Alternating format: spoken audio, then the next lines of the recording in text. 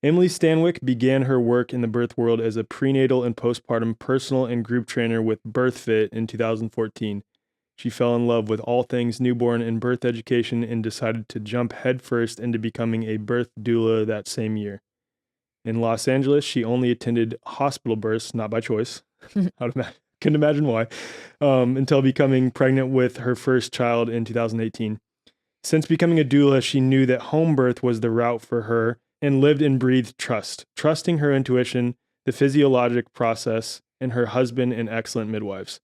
Her first baby boy was born perfectly at home, and this changed the trajectory of her life and truly leveled up her birth work as she now deeply knew the portal of birth. Emily became pregnant with her second in 2020 and announced her pregnancy the day before lockdowns. Wow. Living in Los Angeles through this chaotic time shed so much light on just how differently she thought not only about birth, but about the medical establishment as a whole from the rest of her family and friends. Though luckily she had a few friends who she was able to maintain through the lockdown insanity. As terrible as it was living in LA during the lockdowns while being pregnant, this was one of the most beautiful experiences of Emily's life because it was in 2020 craziness that she found her voice and became a true advocate for moms, babies, and medical and personal freedom. It was such a gift. When she and her husband could no longer stand living in LA, they packed up and headed to Texas and are living their best lives, raising babies, raising chickens, and advocating for freedom, health, and of course, natural birth. Wow, quite the journey. It was. You lied. You said you had 2 kids. It sounds like you have, how many chickens do you have? We have 14 chickens. 14 chickens. So you have 16 kids. Yeah. Okay. So talk to me about, that was a brief background of your story, but like, how did you get involved with BIRTHFIT? Yeah, that's a great question. So I graduated college at like the end of the recession. So there were like no jobs, and I went home and I just, school was not for me. But it was just my only option, maybe how a lot of us felt. Boomer I feel like everyone boomer does. parents, Yeah, right? They're just like, go to college. That's what you do. And you're like, okay. And when I was in college, I was on the crew team, so rowing. And for a brief time, it wasn't my whole college career, but it totally changed my life. I really found my like athletic potential, met it, and just was like, wow, I wish this had been fostered when I was a child. Fast forward, that's how I found CrossFit. It was at USD, University of San Diego. And from there, I met my future boss. He also went to USD. And when I moved back to my parents' house, I didn't have a job because there were no jobs. And he was like, you should come work at CrossFit LA. And I was like, I'm not a coach. Like, what? I don't really know what that means. He's like, come be an intern. And I was like, what's an intern at a gym? Yeah. I didn't really understand the community vibes. But it was CrossFit is such a big community. It's awesome. And back then it was so fun. Like 2011 to like 2016 was like primo CrossFit time. It was just so fun. I was doing double days, working at Lululemon and just working at the CrossFit gym. I was just loving my life. I was like 22 and it was amazing. And Lindsay is the woman who owns BIRTHFIT, and she was also at CrossFit LA. And we then switched to another gym. The guy who ended up being my boss, we were all started at CrossFit LA. He was just a coach there, and then he opened his own gym. I followed him. So we were all coaching there, and then one day she was like, okay, bye. I'm going to go train some pregos. That's what she said. And I was like, what? You're going to train pregnant women? And I was just like, my interest was piqued. And what was so interesting was when I was a child, I was fascinated with pregnancy and birth. I was obsessed with babies. I just had that maternal instinct from a child. My daughter is the same way. I'm totally fostering that. I'm like, you're going to be my little doula. You're not going to naturally like that, or she's you like very naturally like that. And I'm just really like teaching her so much, even though she's only 3.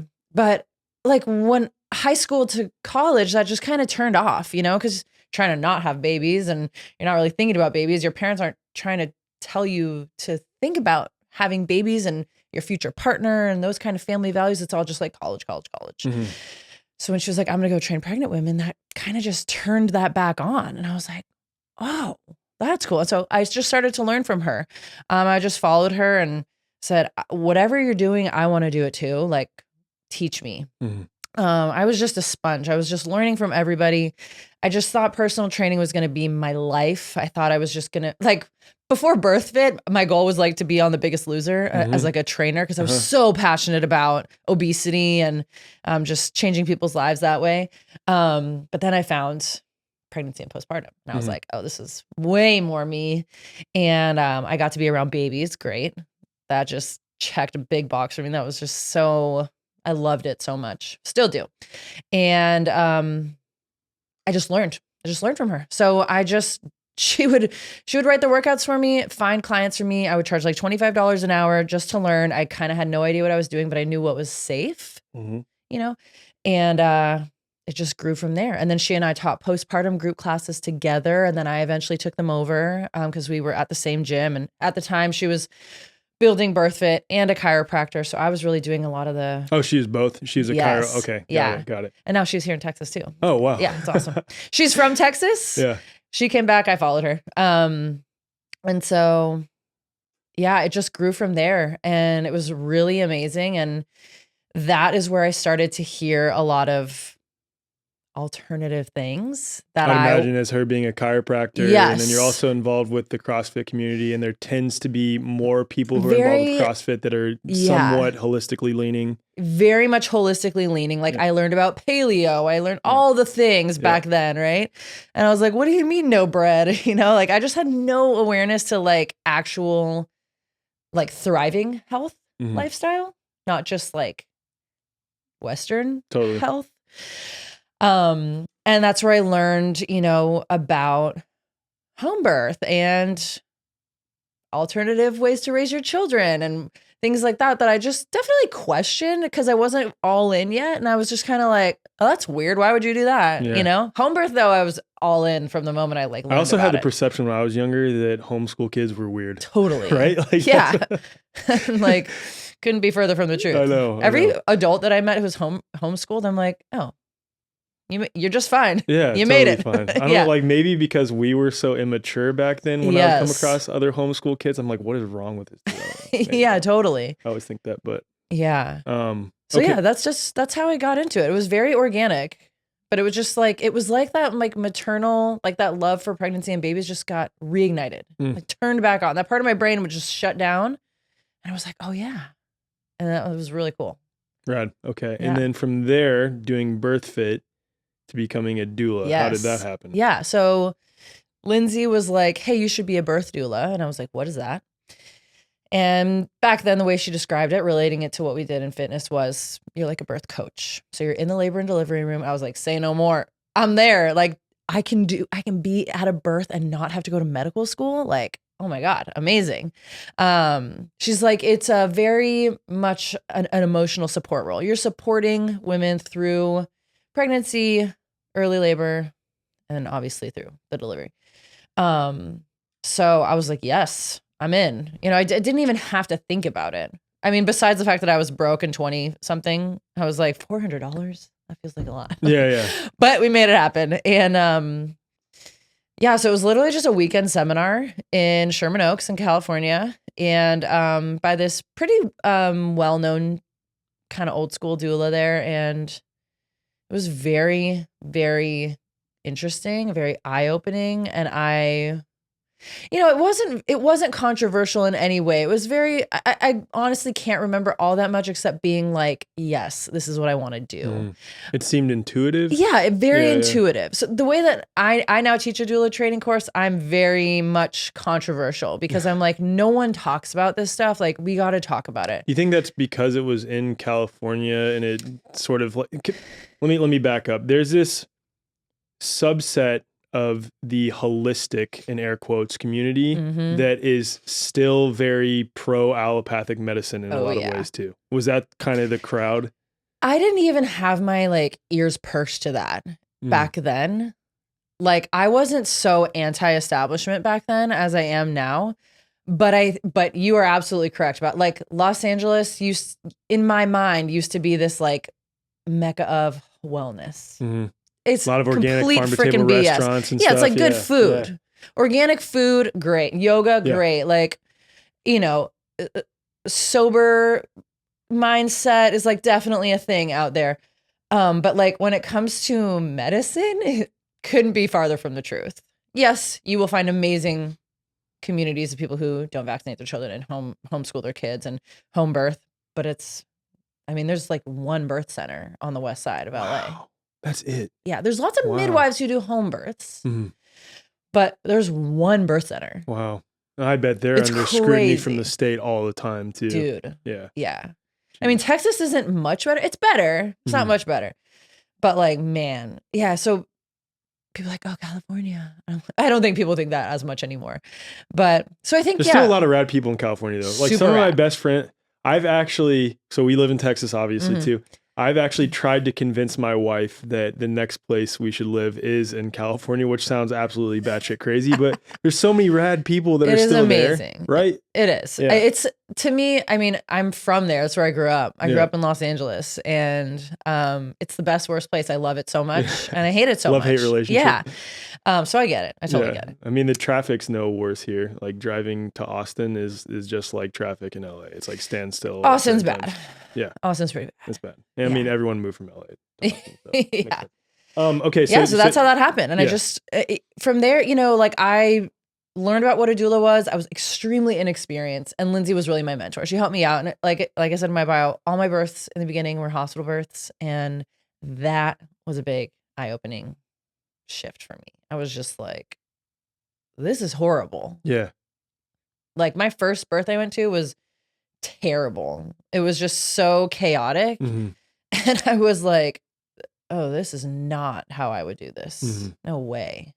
So I learned a lot before having my own babies, which was awesome. What were some of the things that stuck out the most? Everything is a potential problem. So everything is a potential problem. You mean like in their eyes, everything is a potential emergency? Yes. Yeah. Okay. And they medicalize everything, right? Yep. So I was just like, there's just stress. The stress of time. Oh, your water's been broken. Like, it's just, when I talk to my clients and when I teach my courses, I'm like, what if everything went perfect? That is the mindset we should be in, because how did we get here, right? Maybe 3 generations behind us are hospital births, maybe 2 to 3. And then before that, your entire maternal line gave birth out of a hospital. The first hospital birth in America was in 1913. Wow. Yeah. Yeah. And before that, it was out of hospital. Was that around the same time that there was a big push by Rockefeller Medicine? I'd imagine those two coincided together, right? They are one and the same. Yeah. Yeah. So there was a big smear campaign against midwives, and many of the midwives in America were Black granny midwives in the South who just learned the tradition of midwifery from their ancestors. And so Rockefeller Medicine just created a smear campaign that's unclean, uneducated, just not the luxury experience you deserve. So they just marketed hospitals as clean, sanitary, and, a place where you're going to have educated doctors. Yeah. And here we are. Yeah, here we are now. Yeah. So aside from everything being an emergency, which like these are rhetorical questions for me. Yeah, totally. I've seen the difference between a hospital birth. But what are some other things that really stuck out to you? I'm not the kind of feminist who hates the patriarchy. It's not me at all. However, Western medicine is the ultimate form of patriarchy. 100%. 100%. Totally agree. Right? Yeah. And it makes me cringe that feminists can't look at that. Oh, the patriarchy over there, but medicine's fine. Right? Yeah. It is the antithesis of a woman-centered experience. The woman comes last when it comes to hospital birth, because as soon as you step onto the turf of the hospital, you're on their time, you're under their rules, you're under their supervision. And that is my biggest problem, is there's very little autonomy. Now, hospitals, for example, St. David's in Austin, they have a new midwifery practice called Moon Tower, and they're really excellent. Really? Really, really excellent. Wow, that's great. I was at one of their births, and the midwife was phenomenal. She didn't even wear gloves to catch the baby. Wow. So I was like, okay, All right. You're all in. Going in the right direction here. But she is still subject to the rules. So Yeah. she can't catch a breech baby. That's a butt down or foot down baby for those of you who don't know. And I think VBACs are okay. But anyway, she's still subject to their rules, right? She still can suggest medicine and whatever. However, it's much better. By and large, that is not the case at most hospitals. It is a very patriarchal system. It is a very masculine driven system. Even if you have a female OB, doctors are type A, right? They are type A people. They have masculine energy just coursing through their veins. And I don't say, female OBs are worse than male OBs, but I'm just like, dang, how did you get like this? Yeah, totally. No feminine energy. That speaks directly to our experience too. A couple episodes ago, my wife and I talked briefly about our experience. We purposefully did not get into it a lot because I knew we were going to be talking about it a lot on this episode. But our experience with a female OBGYN is she was all like, statistically speaking, VBAC is just not going to be likely, blah, blah, blah, blah. And then we had a male OBGYN after we had decided to no longer go with a traditional OBGYN, go to a birthing center in Wichita Falls, Texas, call us at 38 weeks and say, this is going to be potentially catastrophic. You are making a horrible decision. I can't believe you're doing this. You need to be induced. It was like, what? It was insane. It was so insane, especially as she's, 2 weeks from her quote due date, which I want to talk about too. Right. 2 weeks from her due date, we're going to give birth sometime soon. And she's trying for a VBAC in a natural setting. And then he calls and puts the fear of God in her from his expertise, so to speak. So we've experienced it too. It's crazy. I think that doctors, and I'm sure you're going to totally agree with this, like they have a God complex, right? Mm-hmm. They want to defy. Not all, but some. Yeah. Many of them want to defy death. And for OBGYNs, a death is a really bad thing. Mm-hmm. Obviously, it's bad for everybody. Totally. But for them, they're thinking about their license and they're thinking about their job. They're not thinking about that person's family necessarily. When you step outside of the system, like I accepted death going into birth. Mm. Very much so. I didn't want to die, but I was like, am I putting myself in a quote unquote riskier situation? Potentially. Mm. If there was a true emergency, being at my house maybe would be a worse place to be. But I'm going to do it anyway because this is what I believe. This is what I want. And you risk your life getting in your car every day. This feels less risky than that to me. And it turns out that that's not even true, it's right? It's not even true. Exactly. But I see the mindset. And ironically, that's what the entire allopathic medical system is predicated on. It's taking what appears to be a small, negligible risk, or maybe even no risk at all, in the case of the last 3.5 years as an example, and inflating it to be this huge, huge, huge thing that they then weaponize through fear to make people comply with their things that actually end up making them sick and making them worse off in the end. 100%. Yeah. And like, obviously, you're not going into your birth experience being like, oh, I could die, haha. Yeah. Like, no big deal if that happens. Yeah. And doctors don't have that. They don't have that, like, death is part of life. Death and birth are the same. It's a transition, right? Yeah. When you're born, you transition into this world. When you die, you transition to somewhere we've been before. We're going again, And they don't have that. Many of them don't. And so to just really sit with that and be okay with that, not want it or wish for it, but be like, this is going to work out the way it is supposed to work out and be really okay with that, is so much more powerful than this savior complex. If you don't get induced, you're going to die. Your baby will die. Jesus. I don't think so. Like, relax. And so it's just a very, it's an intensity. And the language they use is so condescending and so it makes you feel so stupid. They don't try to make you feel stupid, but they just use the words that make you feel like you don't know how to speak up for yourself because what you're going to say is not science-based or evidence-based, right? It's very much that intuition. And so my biggest problem with the hospital system is that you are just subject to the Dr. God, not God. Do you ever have any of your clients be yelled at by a doctor when you were in the hospital? Haven't anyone yelled at?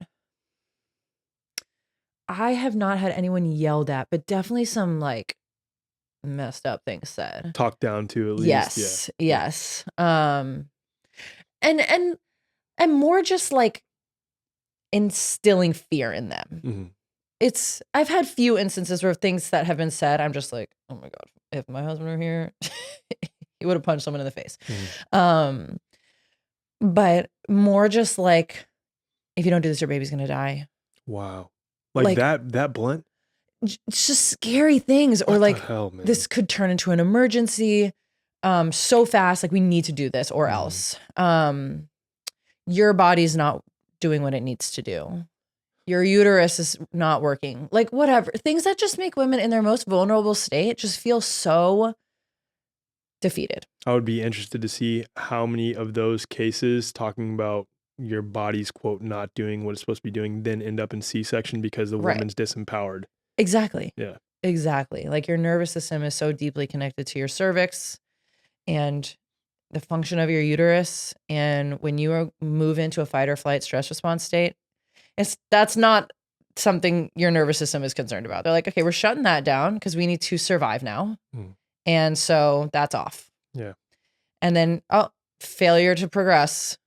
We need a C-section. Yeah. It's like, maybe you could have like given me a minute. And that's so crazy. It's literally like hey, you're on my watch now. Like, hey, I have another birth to attend or I have a vacation to go on soon. I actually think in the case of my mom's birth in the hospital with my grandma, the OB called my grandma and said, hey, we're going to have to induce you because I'm going on vacation. Like, at least they were honest. Yeah. And then, that is crazy. Yeah. It is so crazy to me. And then you probably had a interesting experience postpartum. I hate postpartum. I hate postpartum. In all cases? At the hospital. Like the postpartum experience. Postpartum care in hospital. I was thinking like postpartum anxiety. Sorry. That occurs. The postpartum care in hospitals 100% is a fucking nightmare. Excuse my language. Yeah. No, you're allowed to cuss. Okay, sweet. It is a fucking nightmare. It is. My midwives left 4 hours after my son was born, and we did call 911. Just FYI, I had a beautiful birth, but he wasn't. What's the word they use? Transitioning as quickly as they like to see. This is with your home birth. Yes, with my first. Got it. And I was GBS positive and refused antibiotics. We can get into that if you want. I would absolutely love to get into that. Yeah. So they made the call to call 911. And I left that up to them because I said, if you're the expert on emergency or not, I'm going to leave that up to you. I was on cloud nine. I was like, thank you, God. This baby is out. That experience is over. And that was your first year. Probably like, I did it. I was this. So like, stoked. I was like, yeah, call 911. My husband's freaking out. Call 911. Yeah. And that's funny as shit. By the time the paramedics arrived, he was perfect. So pink, nursing, breathing, perfect. He was just gray in the face and he didn't sound as perfect as they like, which I now know is a variation of normal. Some babies can take a little bit longer. Anyway, it was two men and they could not have been nicer. They're like, congratulations, your baby's perfect. One of them's like, my wife is due in 2 months. This is so it was an amazing experience with medical professionals and it just was really nice. It wasn't scary for me at all. My husband would say otherwise. But anyway, that being said, even after all that, my midwives left 4 hours after he was born. And we were just like, you're just going to go now? Like, you just leave us here? Our first baby, and we kind of had like a medical situation, even though it wasn't serious. And that was the most empowering thing. They're like, we'll see you tomorrow. Have a good night. We were like, I could see that. Okay. Like at the time you're kind of freaked out, like what the heck's going on? But it was them saying, oh, your body did exactly what it's supposed to. Perfect. You're totally fine. Your son is fine. Yeah. We're not concerned about GBS at all. And we'll see you tomorrow. Yeah. So in postpartum in hospital, it's like, because you don't have that relationship with midwives where they're seeing you at 1 day, although they do see you at 1 day because you're in the hospital, 1 week, 3 weeks, 6 weeks. That's a minimum. You have a minimum of 4. Many midwives do 6 appointments. They'll sprinkle in more. because you don't have that bond and relationship with them, they have to make sure all their boxes are checked. Every single one. You got to poo, you got to pee, you got to nurse, you got to Hep B, vitamin K. Oh my God, all that, right? And then they're like, rest. And then they're in every 30 minutes. And you're like, how can I rest? And I'm not saying every woman has this experience postpartum, because some women love the hospital and that's their choice. And they're like, oh, I got toddlers at home. Hospital birth is like a vacation. And I'm like, whatever. Fair point. Like if you have multiple kids, I can totally see and like that, I'm a very much like the woman-centered birth mindset for me is like, it is your choice. If you know what you know and you know what you want, I'm happy for you. If you're happy, I'm happy. But it is the unknowing of the trauma that can occur in the birth and then in the postpartum, where the postpartum, like my friend, she's very holistically minded. She did an ultrasound and found out she had placenta previa, partial. And so automatic C-section, midwives dropped her. And the postpartum nurses traumatized her. If you sleep with your baby, he will die. What the hell? If you do not swaddle him and put him somewhere not touching your body, he will die and you will suffocate him. Like, and so she was just traumatized. I was like, girl, I slept with my daughter on my chest in the worst position, that co-sleepers might be, and pediatricians, maybe not co-sleepers, pediatricians would be like just fainting over. Yeah. And like, we did great. Like, no, that's not true. You're not going to kill your baby if you sleep with them. That's the most natural thing you can. And so they just get traumatized because it is on them. If a nurse says, co-sleeping is fine, I did it with my kid, you're going to be like, what's your name? Okay, good. Because then their ass is on the line. Yeah. Right. And then the hospital is liable Yeah. for a mega lawsuit if something happens. And so that is their bottom line. And that's what I hate about the system. I mean, it's all financially incentivized. I even think C-sections are too. So, for sure. We'll get into that though, 'cause there's a lot that I want to cover about hospital stuff specifically. Like, showed you the notes of what I want to cover before this, and you're like, okay. Yeah. But so you started naturally waking up Yeah. to the problems of birth in a hospital setting. Did you have any resources at that time for understanding home births or anything like this? And you weren't seeing any home births as a doula. Right. Right. Yeah, totally. So there's a great movie called The Business of Being Born. You guys, you've heard of that or watched it. And then Lindsay was just kind of like my mentor. And so BIRTHFIT is her company, and she would just post things on the blog and on Instagram. Instagram was like so, basic back then. And then just talking to moms who would come to my class. Oh, I used a midwife. Oh, I had her at home. What is that like? And I just wanted to know. And I really was like, that is so cool. Like that. What year is this, by the way? 2014, 2015. Okay. But then once I like just knew home birth was the thing, then every hospital I went to, and my husband and I weren't even dating when I became a doula. We were friends. We knew each other for like 3 years before we started dating. And I'd be like, reason number 9 billion that I'm not having hospital birth, this happened today, because it was just like, no. It was more, that's what I don't want, than this is everything I want. Like I didn't really have the in-person experience with home birth. I saw videos and I would read things and hear things from other moms, but it was more of just a visceral reaction to the hospital being there, watching other births, being like, no.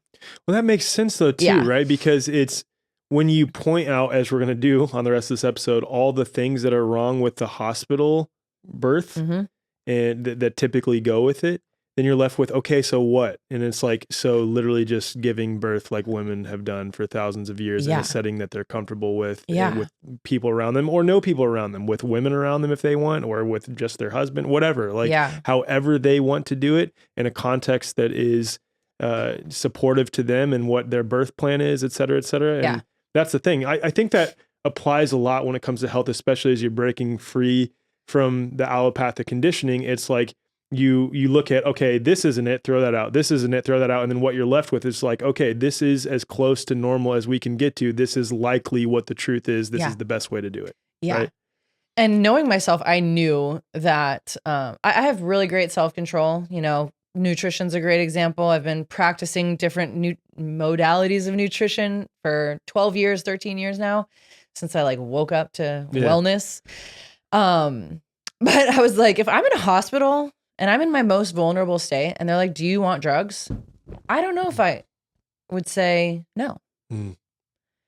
Because I know how coercive being and how vulnerable you are and just how desperate you get in birth, desperate, begging for it to be over, right? Like you see it every out of hospital birth, women are just begging for it to end.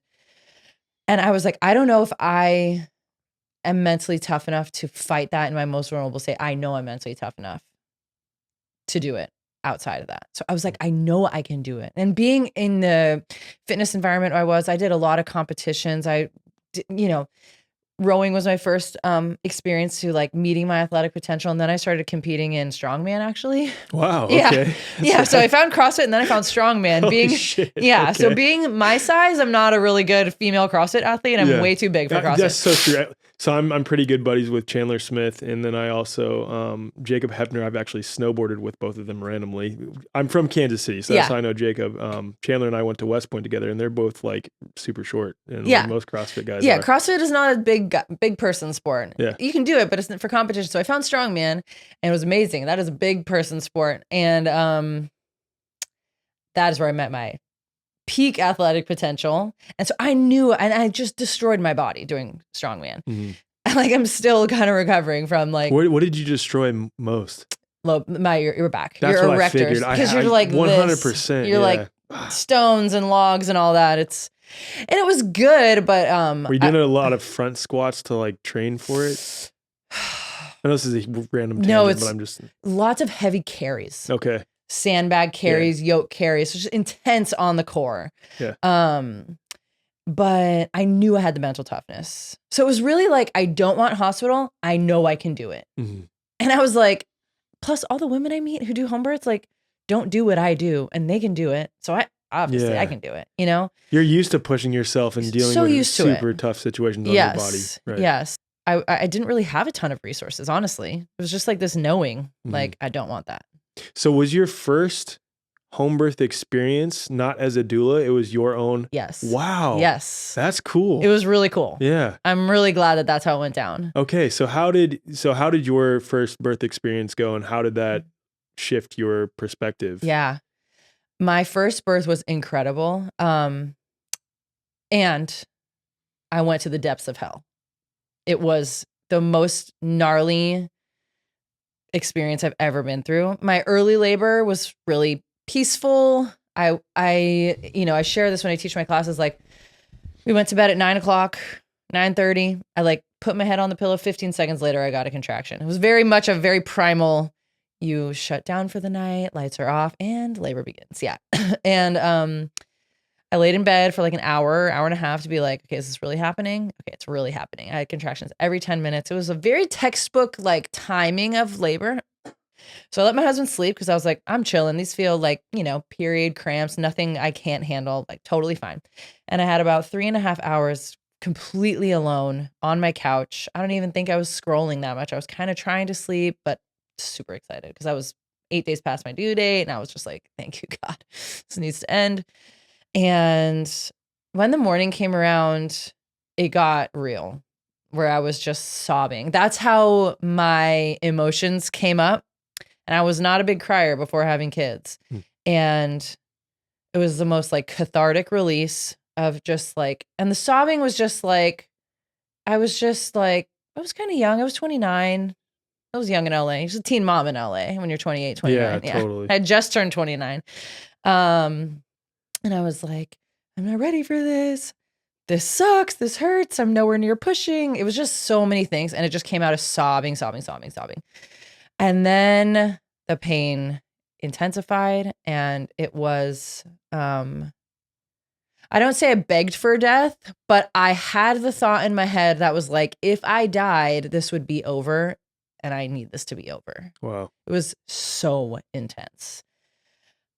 But my team and my husband like co-regulated me, right? And so I talk about that a lot with my clients too. I'm like, Dad, I'm here for you so that I'm going to tell you she's good. This is what we want. This is what we want. She's good. So you need to not be freaking out right now. You need to just be with her and encourage her. Protecting, calming, masculine presence. Protecting. Yeah. Exactly. Yeah. And so I would have this contraction where I'm just like on the edge. Like I am at my limit. I can't make it anymore. And I'd come out of the contraction and everyone would be like, you're doing so great, smiling at me. And I'm like, we're having two very different experiences. Like, this is horrible. How do you think that helped you though? It made me not go into fight or flight panic. Right. I would look at them and in my head, I had the logical thought of no one's calling 911. I guess we're not going to the hospital. I guess this is what it's like. Right. Holy shit. Could you imagine that same experience in a hospital? No way. Yeah. I would have been like, put me under, cut me open. I am so done. Yeah. But they would have done it. They wouldn't have said, I would have been like, I want a C-section right now. That's so crazy to think like. Because it does not allow for that. Mm-hmm. It does not allow for that intensity. Yeah. And the birth went great. Yes, my son had a little bit of trouble transitioning, quote unquote. But my midwives handled it. Paramedics experience was not traumatizing in any way, shape, or form. And everything went perfect. It was amazing. And so I'm grateful I had that intensity, where I think many women might experience that as traumatic. I did not at all. I was very grateful to have that, like, on the verge of death thoughts, because I was like, dang, I knew my body could physically go there, but I didn't know my mind could physically go there. Like, that is gnarly, but I made it. Well, I feel like that's in a weird way. I won't even say in a weird way. I feel like that's beautiful, because in this sort of primal state outside of a medicalized situation, you're connecting with the, I don't know, the sanctity of life and death and all of it. You know what I mean? Like you're really connected to nature in that situation. Yes. Like what is natural? 100%. And I really felt like people will say, other moms who've had hospital births, medicated by choice, oh, don't be a hero. Like, just get an epidural. Like, why would you do that? I'm just like, why wouldn't you want to experience that? Right. Like we were talking earlier, it's like, that is the one true rite of passage women get. Regardless of how you choose to birth, it still is a rite of passage for everybody. But I was like, I want the full package. Right. I want to feel it all, because I know I can do it. I know I can do it. I had just total belief in myself. And I was like, I want to experience everything. And like now being pregnant with my third, I'm just kind of like, oh man, I gotta do this again. I'm like, I've experienced it again. I got the first. Like I've already done the rite of passage. I got the full package. Not again. But then you have that in the back of your mind, like I've done this before, right? Totally. So there's no fear. Yeah. And that feels really good too. Yeah, it's just awesome. Now it's just a knowing the pain and just being like, pain is good, and now. So I'm excited. There's no fear, which feels really good. Do you do hypno babies or hypnobirthing or anything like that? No, I didn't. For me, it was fitness. That was my training. That was my like mental training. Because you were so immersed in fitness, you already probably get into mind states similar to hypnobabies and hypnobirthing, where you're like in a zen state, total zen zone of just, I never took my athletics so seriously where I needed to win. Part of me regrets not being pushed as a child, and I didn't have the right parents for that. So I'm glad my parents didn't push me. But I was able to just really be calm. That's who I am when I do competition and stuff. I'm not like a shit talker. I'm not like a crazy like rager. Just calm, and I just do what I can. And I just knew that would translate directly. I knew my body could do it. It's just the mind, and the fitness helped me a lot with that. Mm-hmm. Yeah. So after this birth experience for you, did you start attending natural births in a like home birth setting? So my son was born in 2018, and then I think I went to my first birth center birth when he was 4 months old. And I even missed the birth because it happened so fast. I got there like 1 minute after the baby was born. With this real quick though, were you intentionally not, I know in your bio you said not by choice, you were intentionally not going to births? No, like no one hired me who was having an out of hospital birth. Got it. All my clients just happened to be hospital birth clients. Wow. So like not by choice, meaning like I wouldn't have chosen only hospital. I wasn't choosing only hospital birth clients. Yeah. That's interesting that I don't know. And that just really speaks to the LA medical scene. Totally. You know, it's interesting because like when I think of doulas, obviously there's doulas in a natural setting, but oftentimes people are at least aware of, or other doulas I've spoken to attend like half and half or a little bit of both. That's just so interesting. It does show how I wanted to. I really want it just wasn't coming to me because everyone was doing hospital births, and so crazy. I learned a lot about You're Los almost Angeles. Like grateful for that experience though, too, right? Because you got to really see inside the system. And now when I have clients who come to me who are having hospital births, they find me because of me, who I am. And I know they're choosing hospital birth for a variety of reasons, whether it be financial, insurance, whatever. But I'm like, the woman gives me a hell yes, I'll be there for you in the hospital, and that feels really good to me rather than just like only getting hospital women because that's just what we do in LA. My Texas hospital birth clients have been awesome. And we've had like kind of fun with it. They've all wanted unmedicated. All 5 of my hospital births 2023 went unmedicated. Nice. And I would say to them, listen, when we're in the hospital, I might say some things to you that might sound kind of blunt if I said it to your face right now, but trust me, that's what you're going to need in the moment. And they're like, whatever. And so this woman was like super scared of the pain. And I was like, I know you're scared. I know you think you want drugs, but you don't. I know you don't. I know you can do this. You had already set the birth plan before yes. that she didn't. And so I say that very directly to them. And it just, she calmed down. And the nurse was like, you can have whatever you want. Oh my God. Right. And then the nurse left. And then my client goes, she's trying to undermine you. Because her contraction was over. She was more coherent. Yeah. But in those moments, I'm just like, you might think you want it, but you don't, and who's going to really say that to someone when they're in that state? Not a lot of people. With our second, my wife had this look in her eyes where I knew she wanted to say, take me to the hospital. Totally. Like I could tell that that's what she was saying to me. And I just looked back at her like, you got this. Yeah. No, we're not doing it. And then, had our baby. Because the desperation bathtub. is so real. Yeah. It's so real because we don't have that type of intensity in real life unless you like go to war. Yeah. I mean, shit, birth might even still be more than that. Right, Because for what's real. happening to a woman's body in that state. It's crazy. Let's start getting into the nitty gritty of what's wrong with the topics. Yeah. Let's start first with vaccines because you sort of woke up to that after your experience, right? We did. Yeah. Okay. So what a journey it's been over the last 5.5 years since having our son, really 6.5 years since getting pregnant.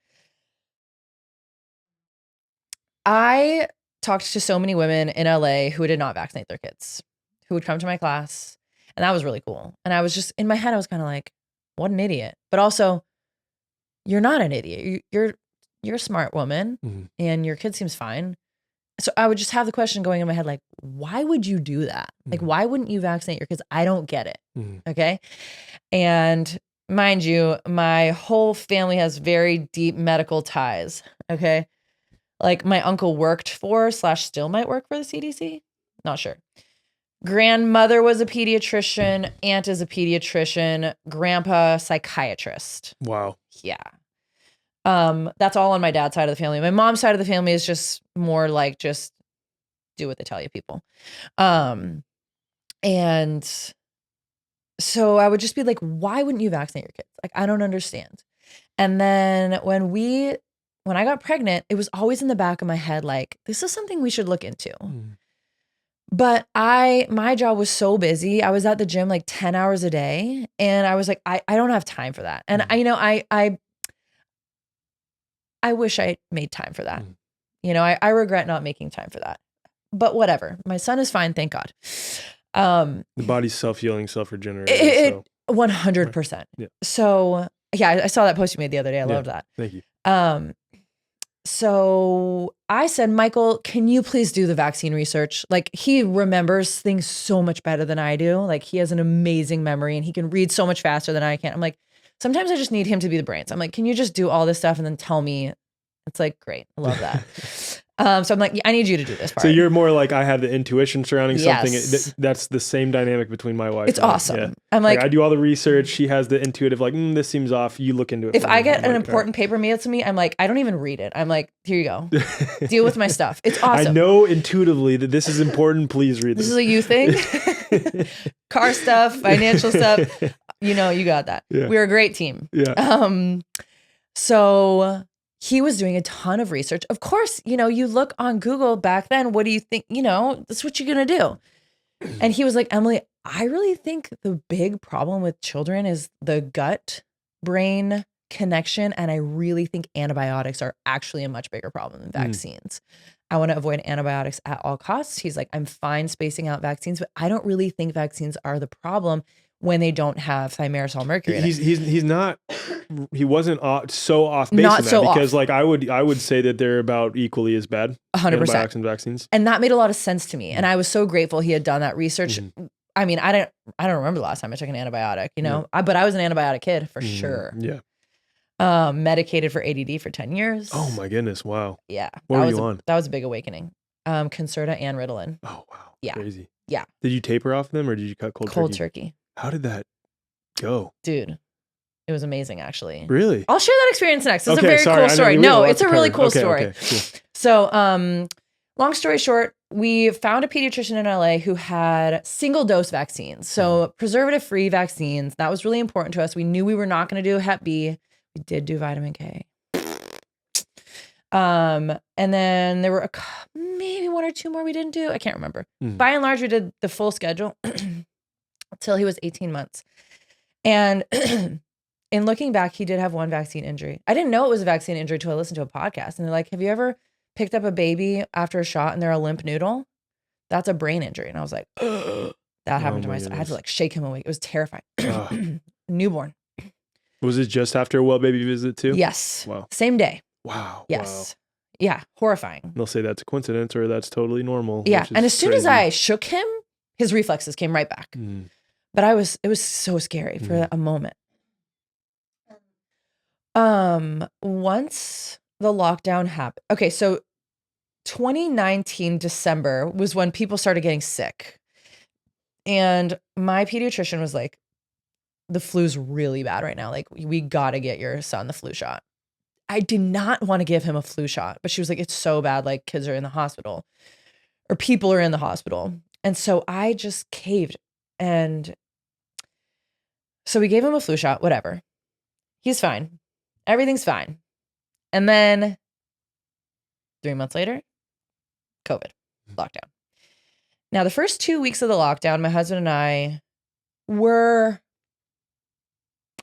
cautious because I was pregnant and I just didn't want to get sick. I was in my first trimester. I was like, I was just out of my first trimester. We were too, though. Yeah. Because at that time, by the way, we were under the impression that that they had successfully weaponized a virus in a lab that was going to be released on the whole world and kill millions of people at the time. And now I've learned otherwise. But yes, at the time I was super even cautious. though I knew all about vaccines, and even then I was like, okay, I'm kind of freaked out by this. Yeah. So we were cautious for the first 2 weeks. Once the lockdown got extended, and then I said to Michael, I want to watch everything we aren't supposed to watch about vaccines the day the lockdown happened. The first day. I was like, we have nothing but time. Like, let's just get on YouTube and watch everything. We watched Vaxxed first. Amazing. I was like, this isn't propaganda. Like, this is just information. 100%. This is just factual information. Like, especially what? Vax 2, I think really goes into people's experiences. And it's like, that is literally people's lived experiences. I was like, this is crazy. Yeah. I texted my family and I was like, hey, like, we just watched this. It's actually not what the media said. Like, it's super interesting, pretty basic factual information. My dad goes, is this going to change how you do vaccines for your kid? And I was like, yeah. Immediately after watching the movie, I was like, oh, I'm done, by the way. Michael was like, Emily, he was a little more he wasn't on board right away. Yeah, which I still appreciate though. For like sure. skepticism, right? Yeah. He's like, you're the kind of person who watches a movie and is like, yeah, okay, I believe that, you know? Yeah. But I just knew after watching it's your intuition. Yeah. It's like you already had an inkling that something was off with these things, but you weren't entirely sure. And then that just was the nail in the coffin for you. So after we watched Vax, we went hard on the YouTube. We went deep. Children's health defense. Dell, Big Tree, all of it. We went all in, and we watched The Truth About Vaccines and all of that. And I was just like, what is happening? Whoa. And so like, we probably did that in the first 15 days. Wow. Yeah, it was insane. And then we just like got into like World War II conspiracy videos. We're just like so you deep. went through what Kylie and I went through for 3 years, 2016 through 2019, in 2.5 weeks. Yeah, it was even the World War II stuff, because that's literally what we share as our journey from 2016 through 2019. It started with nutrition, then it went into vaccines, then it went into this, and it went into learning about the truth about 9/11, then it went into some other things. And like, that was 3 years. Yeah. Yours was 2.5. Ours was like 2.5 weeks, and then the rest of 2020. And so like, holy shit. My whole second pregnancy was deep rage. Yeah. That is what I experienced.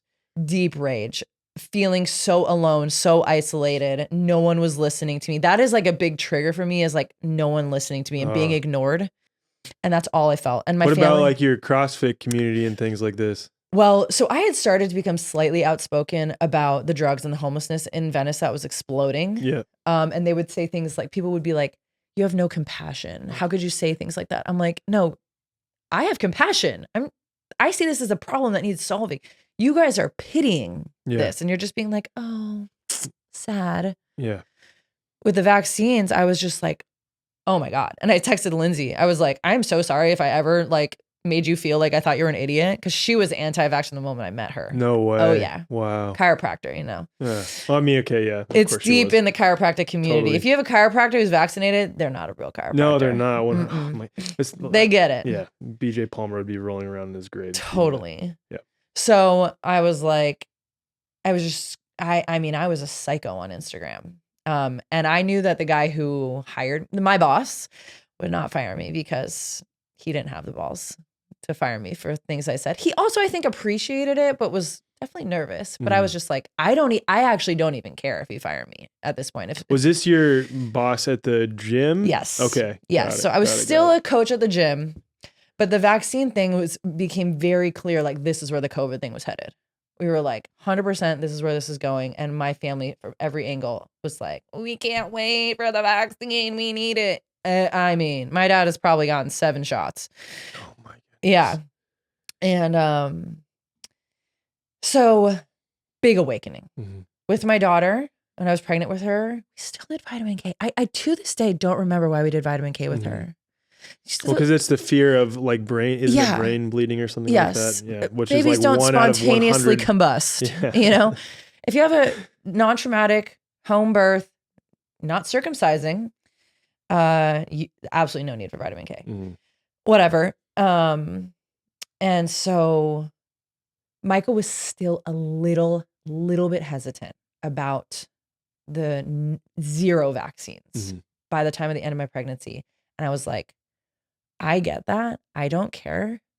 I need you to get on my level immediately, because I can't do this. And so he was in a men's group at the time. That was really awesome. And he was like, there is a guy in my class, in my group, who has a vaccine injured child. And he said he would talk to any. I was like, what? Get on the phone with him right now. Like, hello. Like, this is just like, come on. So he was like, all right, cool. Yeah. So they had a great conversation. And after that, he was like, we're done. No more. I was like, okay, sick. Thank you. I think his name was Andrew. Thank you, Andrew. And we do have another friend who is like deep in the sovereignty movement, and really like, you know, his daughters have never been vaccinated. And in college. No birth certificate too for them? I don't know. I would wonder, because you said sovereignty movement. Yes. So that's definitely that level down the path. Yeah, got it. I don't know if they got birth certificates or not, but you can make those go away. Yeah. Yes, you can. Yes. But anyway, he's like, my kids have never been sick. Like, we had dinner with them. When have you girls gone to the doctor? Oh, I broke my arm one time. When else have I been? You know, it's like that. Yeah. And I was like, okay, awesome. Teenagers. I have one adult friend who's never been vaccinated. And that was really just like validating. No chronic illness. I mean, no ADD. I don't have ADD. I was just medicated because school was not right for me. And yeah, we can get into that now. Oh, But yeah. that was my pharma awakening, but I didn't make the connections to the vaccines. So I was medicated from 10 to 22. As a teenager, I would go off on the summers. I would get off my meds over the summers just because like I didn't want to remember to have to do that every day. I mean, there's definitely a part of me that's like I am not a type A person. I'm not made for school. I'm not made for like, I love to learn now. Like in your own context. Exactly. Though. Yeah. And I saw an acupuncturist when I was 22, when I joined the CrossFit community. She was at the gym and I did my intake form. What meds are you on? I said, I'm on this and this. And before she started the session, she was like, Emily, you're on Concerta and Ritalin. Why? I was like, oh, I mean, that's just what I do, you know? Like, I've just taken this ever since I was 10. And there was a lot of shame around those meds. A lot of shame. I'm stupid. I'm not good enough for school. I need help, right? When, as a teenager, it turned more like into, I don't know who I would be without this. And I'm not willing to like risk that. And then as I got into my 20s, it was like, I don't want to get fat. Oh my goodness. For real. Like, because it's a stimulant, you know? And I was like, I'm scared to get off of these. I'm an athlete. I'm scared to get off these and gain a ton of weight. That was a real thing. And also, I don't know who I am when I'm not on these meds.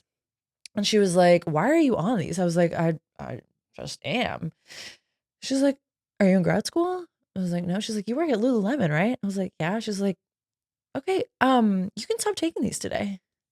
Straight cold up. turkey. She's like, you can be done. Wow. And I was like, no one had ever said that to me, straight to my face. And it was like a cellular change. And I was like, what? She's like, you can just stop. You don't need these. Wow. Not my doctor. Literally the first session I had with her, and I had messaged her maybe 3 years ago. I was like, I just want you to know, like, that day changed my life. Wow. Like, thank you so much for being that blunt and direct with me. That day changed my life. You gave me, it was just a physical freedom. And I just started drinking coffee. I'd never drank coffee before. Maybe that's like, instead of tapering, like coffee just took the place of it in a more natural context. Way more natural. Yeah, 'cause like, I'm sure you've heard when people cold turkey, a lot of the times it can be harmful, right? So yeah. So I just was like, well, if I use this to help me wake up and focus, like I'll just start drinking coffee. And I was like the happiest I've ever been. Really? Yeah. Wow. Every time I talk to a mom who has a child who got diagnosed with ADD, I'm like, he's 7, give him coffee. Yeah. For real. That's what I wish had happened to me. Yeah. Or like, he's a fucking kid. He's a kid. Like, dude, it's crazy. Yeah. Like, oh, I'm sorry, your kid can't pay attention sitting at a desk for 2 hours. Like, of course they can't. They're 7. They're not supposed to be doing that. So that was like a real intro into like, what just happened to me for the last 12 years? And the craziest thing, my sister and I have talked about this, all 3 of us were medicated. Wow. Yeah. We never saw a psychiatrist. Ever. So how did that happen? I think because my grandpa.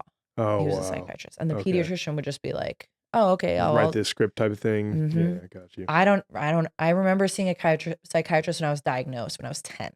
I don't have any other memory of seeing a psychiatrist. Wow. So I was just medicated with 0 supervision because that's what, and shockingly, I have no resentment towards my parents because they did what they thought was best. Right. Of course. You know, like they didn't question anything.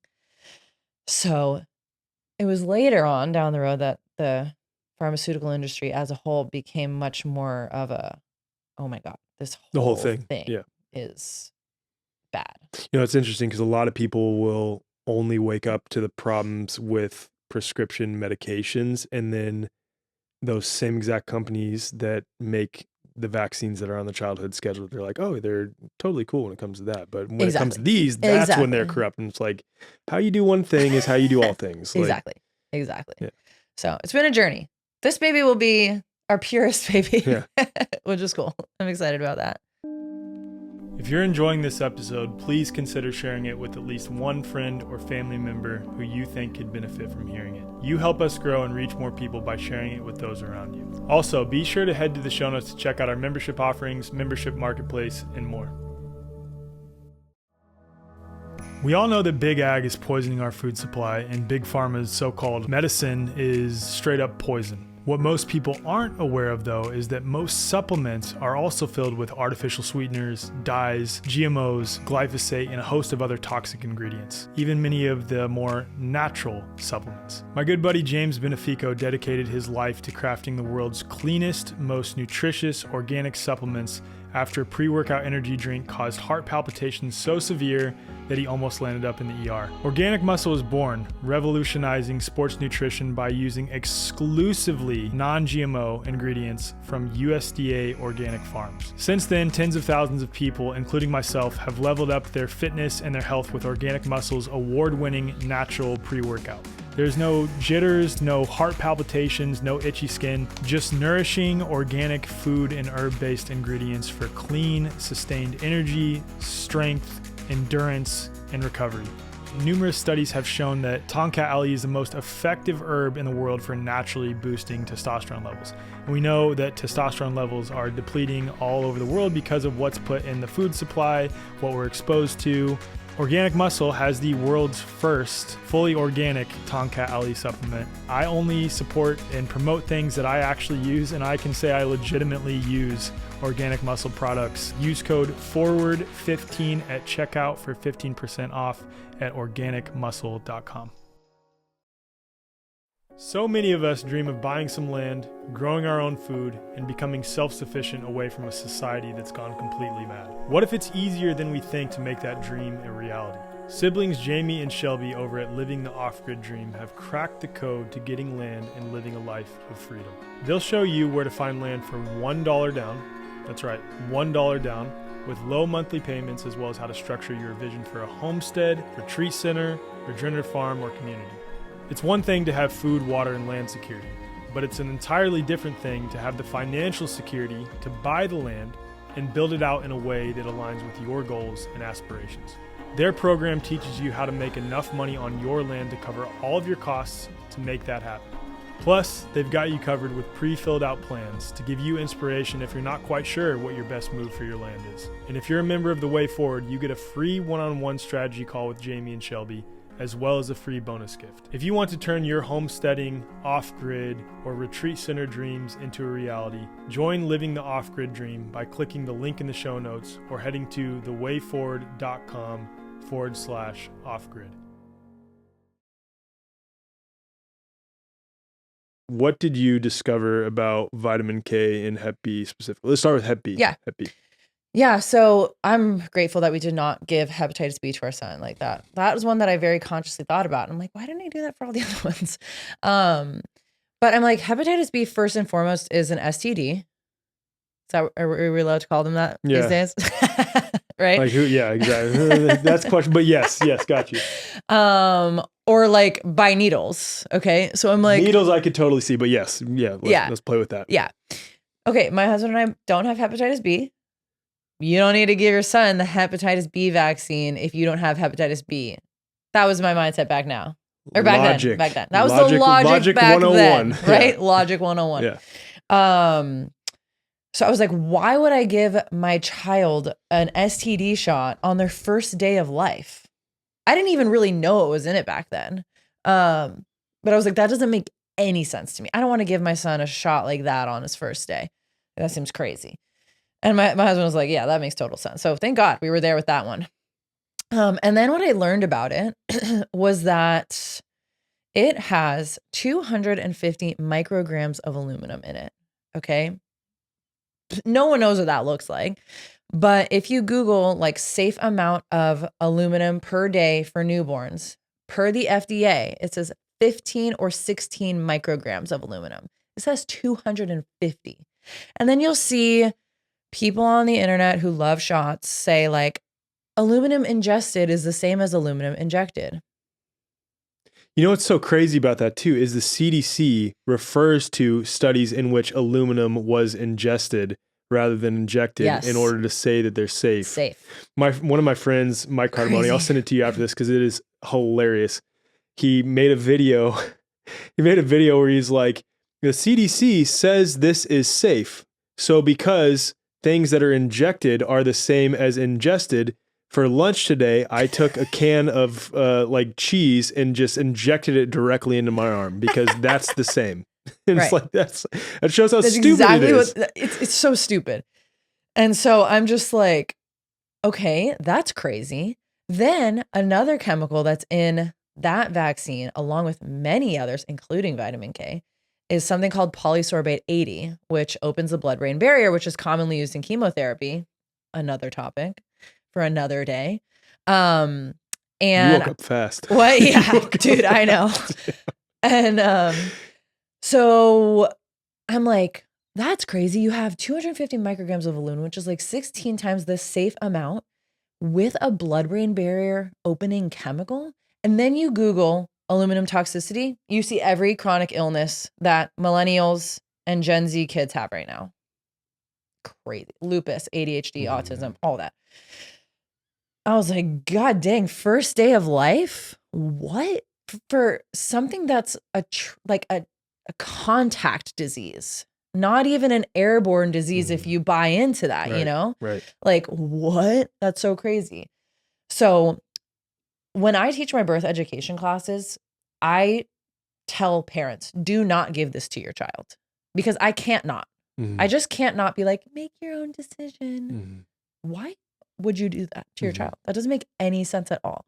If they need that to go to college, okay, they shouldn't go to that college, but fuck college. Yeah, fuck college.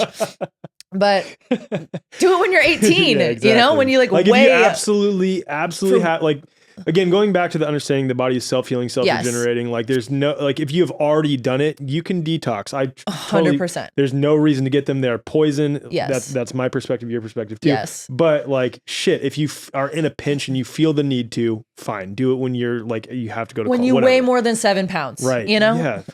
It's crazy.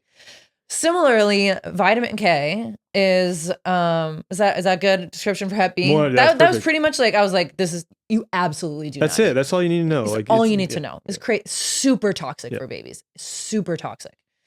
And again, like I said, I don't know the injury statistics, but we know that heavy metals in the body cause an inflammatory response. That's the purpose of these adjuvants, right? The stated purpose is to cause an inflammatory response, yes. Right? And what's crazy though is we're never going to learn the true injury statistics on them because they don't want us to actually know them, and they want the plausible deniability to not have it tied back to and just refer to these ingestion studies and say, oh, this stuff is safe. Exactly. So absolutely toxic for babies. Do not do that to your child.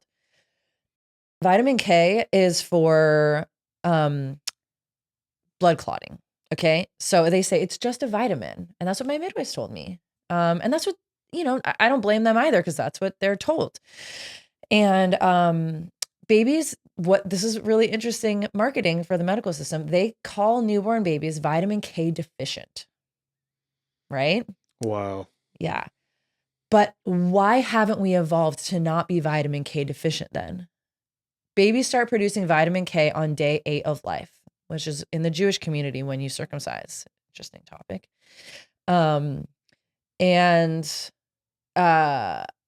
So we need this vitamin in case of internal bleeding. Air quotes, right? Yeah. How would a baby internally bleed? Well, let me tell you all what. Doctors dropping them in the hospital. Nurses dropping them in the hospital. That is a thing, okay? A forceps delivery where you have that clamp tongs on baby's head. What a nightmare. But that would be a legitimate potential reason to do a vitamin K shot. You should never use forceps. WTF. Vacuum, potentially legitimate, quote unquote, reason for vitamin K. And then circumcision, you have to do vitamin K if you're going to do it before day 8. So they say it's just a vitamin. And my midwives were like, there is trace amounts of aluminum. And they're like, by trace amounts, we mean next to nothing. And I actually recently looked it up the other day, and it really is next to nothing. It is like less than 15 micrograms. But they do that in conjunction with the Hep B shot on day 1 of life. So you're just adding to the toxic load. And it also has polysorbate 80 in it. Yeah, which is still like, extremely toxic. Even a trace amount of aluminum in a newborn baby brain can cause a problem. Also, vitamin K is correlated, that's the word they'll use, to leukemia, although there haven't been any studies to prove it. And it is correlated with jaundice. I love how they'll like explain things are correlated when it suits their narrative, but Exactly. then when it comes to other stuff, they'll say, no, correlation doesn't Yeah. equal causation. Yes. Hilarious. What they will also, what I have read too, is that there's like no deaths associated with vitamin K. So like, but it does have a black box warning, and death is a side effect on the black box warning. Right. It's like, okay, it's kind of crazy. Yeah. And there's oral forms of vitamin K, but you can't buy them in America. Yeah, because they're not FDA approved. I forget if it was with our son or our daughter. We are still, you know, it's been a journey breaking through conditioning. So with one of the two, we are still a little bit concerned about the brain bleeding for some reason. So we ordered an oral version of vitamin K from Germany or something like that. Yeah. Exactly. And so my midwives gave us that option. And I kick myself for not doing that, because you have to like do it every week for 12 weeks, and which it doesn't make sense to me, because they start producing it on day 8. I don't get it.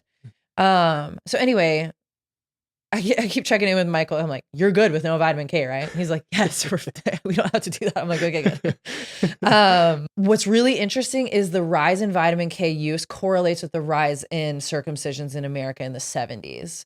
That's when circumcision became like mainstream. I believe, I could be wrong, but I believe it became very mainstream, like went from, you know, like the 50 to 90, whatever % in America in the 70s. I'll also say this may be TMI. So I played professional handball in Germany, and when I was there, amongst my teammates, there's another American dude on the team with me, and the rest were all dudes from Europe, and we were the only 2 dudes that were circumcised. Yep. It was like, it was such a shock to me. I'm like, wait, what? This is normal. This is normal around the rest of the world. Yeah. Yeah.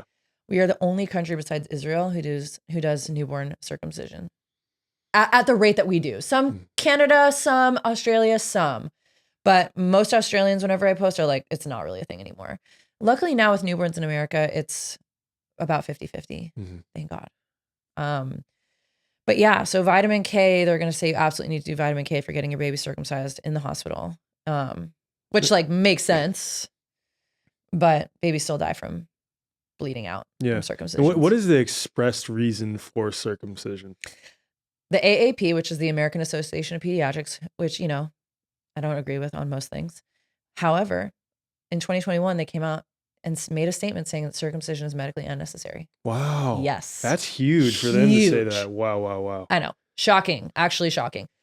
So basically they're just saying like it's a cosmetic procedure. Yeah. Which is it is what it is. And you know, I'm down to get into the biblical side of things. I'm not Christian. My dad is Jewish, but we don't have any boys in my family. It's all girls.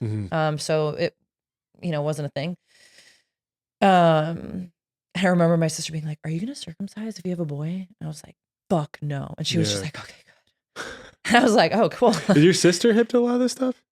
She is. My sister and I think a lot alike on many things, and we could not be further from many things. Okay, so like half and half. She's definitely a leftist. Okay, but also very much open. Okay, that's cool. I'd rather have an open leftist. We have amazing conversations. That's great. We have an amazing conversation. That's great. She's just a bleeding heart. Okay. You know? Got it. We have amazing conversations. So, so circumcision used to be cleanliness, right? And it prevents AIDS. And that was a big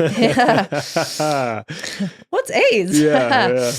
And the studies, I was listening to it might have been that Luke Story podcast where they talked about AIDS. Just the studies were super skewed. 100% they were. Completely. Yeah. And of course, they're done in Africa, where cleanliness is not as good here.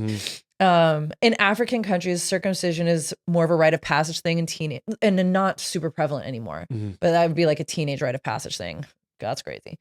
But at least you're conscious. Yeah, right. You know? Like not a freaking brand new baby. Right. Like it is crazy the amount of trauma we're putting on that baby. That's insane. It's insane. Yeah. I am super against circumcision. My husband actually had an incredible awakening journey to circumcision that he openly shares. So I will share it too. So he's obviously circumcised as well.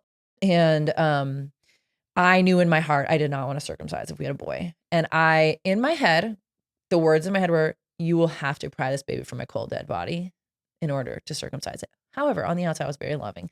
And I said, "Listen, if we circumcise, You have to take care of it. I will not participate in the appointment. I will not participate in any diaper changes until it's cleaned. You have to do everything. I will not participate at all. What a terrible thing for a mom to say now, looking back. But that's how I felt like. I don't know. I don't know if got that the was point terrible. across Yeah. to him, you know?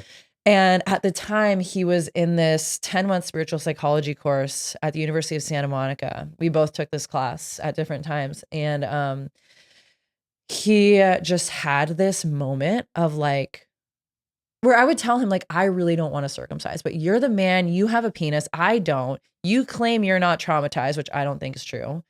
How can you know, right? Right. And I mean, you're like sexually assaulted as a baby. And I was like, I don't want to, but like, I will not participate in I will not participate in this at all. And so then he came back from his weekend in his class and he was like, we don't have to circumcise our child. I was like, what? Whoa, tell me more. He's like, I was just in a meditation and I was thinking about it and I realized I was justifying my circumcision by needing to circumcise my child. And like, that's fucked up. I was like, oh my God, whoa. Like, what a profound thought. And he was like, no way we're doing that. And I was like, oh my God. I was so happy. And I was so glad I wasn't like mean about it because I know how sensitive it is. And when I talk about circumcision in my birth education class and there's men watching, I'm just like, this is a really sensitive topic. I'm really comfortable talking to men about this from, the mother perspective. I don't understand the male perspective, obviously, but like the hard thing for men to grasp is like something happened to me that I did not consent to and that I have to either forgive my parents for, or just, accept and move on and change the future. And that can be really heavy for a lot of men. Right. I feel like if you are a man who can come into a regulated nervous system consistently, I would think likely that is a sign that you've worked through some trauma that may be associated with getting circumcised when you were a baby. Because in my mind, that's what makes sense, is that it is a shock to the nervous system for that baby. Yeah. So I would say dysregulated nervous system is what likely ties to that, and amongst some other things as well, possibly. So I'm just going to go on my soapbox for anyone who's still listening to this podcast. Some facts about circumcision. If you get it done in hospital, you're much more likely to have a botched job. Loss of penis is a risk that no one is told. Full loss of penis. Wow. Yeah. What the fuck? Yeah. Death is a risk. Between 1 and 300 babies die every year from blood loss. Yeah. Wow. Can you imagine? No. I was listening to the story of this woman who was at a lactation class and she just noticed, she was teaching the class and noticed the baby's diaper was bleeding. Oh my from God. across the room. And you need to go to the emergency room right now. Oh my goodness. Like, what? Wow. If you get it done in the hospital, most of the time, and when I say in hospital, the alternative option is with a pediatric urologist. And that is the preferred method if you were going to do this. Please don't do this to your child. They will wait for lidocaine to kick in. Most OBGYNs do not. So your OB is doing this, okay? Lidocaine takes 5 to 10 minutes to kick in. They usually just start the procedure right after they shoot the penis. Oh my God. Yeah. So babies just dissociate, go into shock. And babies are just born, right? They have no concept of, oh, I'm going back to my mom. It's like, oh, that no longer exists. Yeah. This is my life now. And it is extreme pain. And they think, and in their undeveloped minds, that's their life. So it is just an intense trauma to their body. It's so sad. An excellent movie to watch is called Elephant in the Hospital. It's on YouTube. It's 30 minutes. That's free. And then there's American Circumcision, which is, I think, like $3.99 on Amazon. Amazing. And they go into American circumcision goes into the Jewish community a little bit. My dad is Jewish, so I feel like I can talk about that. But I would common. Anyway. It's a Jewish thing, right? It's such a deep wound in the Jewish community, and I loved the Luke Story podcast because this guy was Jewish and just went deep, and it was incredible.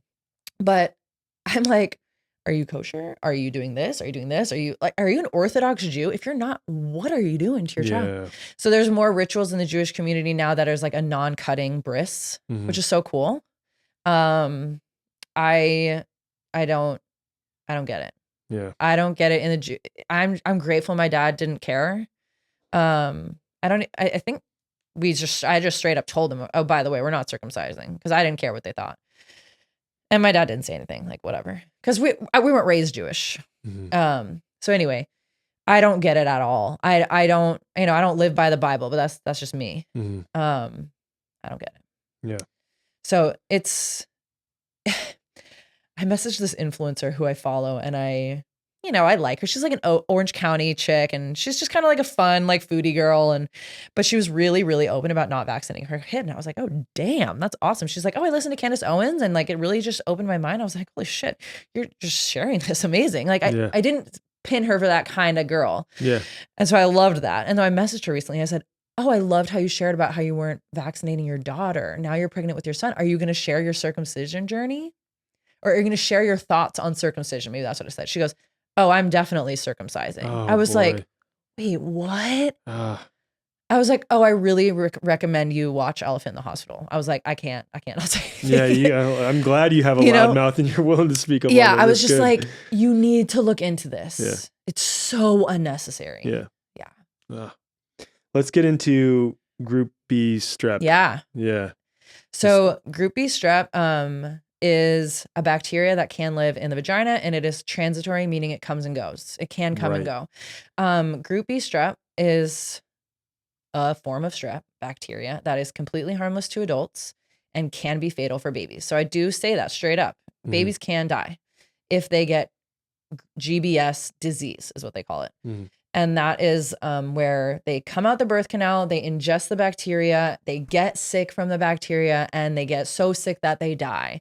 And every time I post about GBS, someone sends it to a nurse they know, and they just ream me on the internet because they're like, I've seen babies die. And I'm like, yeah, I'm sure you have. You work in children's hospital. Like, it's a nightmare, of course. Like, when it comes to any of those situations too, I just wonder about the nutrition of the mom, the like gut microbiome of the mom, like all the things, and how the baby is growing in utero that would then facilitate some toxicity. 100%. Right? So I said to my midwives, I was a little nervous. My husband, because he had done all this research on antibiotics, was like, no way. We're not doing antibiotics. Good for you. I know. We made the mistake of Kylie was, quote, strep B positive. And so my son had a fuck ton of antibiotics while he was in the womb. I know. It's crazy. It's crazy. Yeah. The efficacy of those antibiotics are not even 100%. It's 80% if you get two doses. What is efficacy of antibiotics anyway, right? Because it just destroys your whole microbiome. It's not like it's like, oh, I'm going to find that one bacteria that might be probably not pathogenic, but I'm going to find it and kill that one. And then that's not how it works. It just depletes all of your... Exactly. Yeah. So I was so grateful my husband had done all that research, because he's like, I really don't want you to be on antibiotics, like, if we can avoid it. And I was like, I know, but I'm so scared. I don't want our baby to die. Like, I have GBS. I tested positive. You did test positive? I did. Wow. For both. And I'm not doing it. I'm not even doing the test this time. I'm just like, we're good. So I did the test the second time because I was like, there's no way. Like, I know I'm not going to do antibiotics the second time, but like, there's no way. And it's positive. I was like, God damn it. So what I have learned is that, so I asked my midwives, what's the timeline? Like, if my baby ingests GBS, what's the timeline from them ingesting it to NICU? Is it 10 minutes? Is it an hour? They're like, no. It's like days. Like, it's a progressive state. Like, we're experts in catching this. That's why they called 911. It's because they were like, he's showing signs of respiratory distress. He just had some wet lungs. So I was like, oh, okay. Like, if he's not going to crash and die 10 minutes after birth, then I'm comfortable not doing antibiotics. So thank God. They're like, listen, if we notice risk factors, which is how everybody else besides America does GBS monitoring, which is assessing risk factors in labor, which would be fever, water being broken for a certain amount of time, meconium, anything that it's a normal risk factor, but it's just heightened when you're GBS positive, allegedly. my midwives were like, if we are noticing risk factor in labor, we will administer, antibiotics with your consent. I was like, okay, that's fine. But from the get-go, I'm not going to be doing that. I didn't want an IV in my arm at home either. So didn't need to do that. Super grateful. The more I've learned, second time around, I go to my midwife and I say, I really hope I'm not GBS positive again. She goes, this test is total bullshit. Yeah. I was like, wait, what? Thank you for that, midwife. Yes. Yeah. And she goes, I go, oh, you don't say that to first time moms do. She's like, no. She was like, it's crazy because you take it around 36 weeks, which gives you a 5-week potential window of viral load or bacterial load. Mm-hmm. And if you test positive at 36 weeks, the likelihood that you test positive at 41 weeks is higher. But she's like, I was like, couldn't I test negative next week? She's like, yes. You probably test negative the next day. Yeah. She's like, the fact that we don't have rapid tests is crazy. Yeah. We just blanket antibiotic everybody. Well, especially because like bacteria, this is a rabbit hole we don't need to go down. Bacteria are pleomorphic. They change shape and structure and role depending on the environment. And the environment could change by the minute, by the hour, by the day. Right. Like it's not always going to be ever present. Exactly. That's just crazy. Exactly. So I was like, damn, okay. So now what I tell people to do, and I'll say this on this podcast, fake your test. I love how bold you are. I didn't know you were going to go there. Fake your test. Just because legally hospitals are bound to treat you. Yeah, yeah.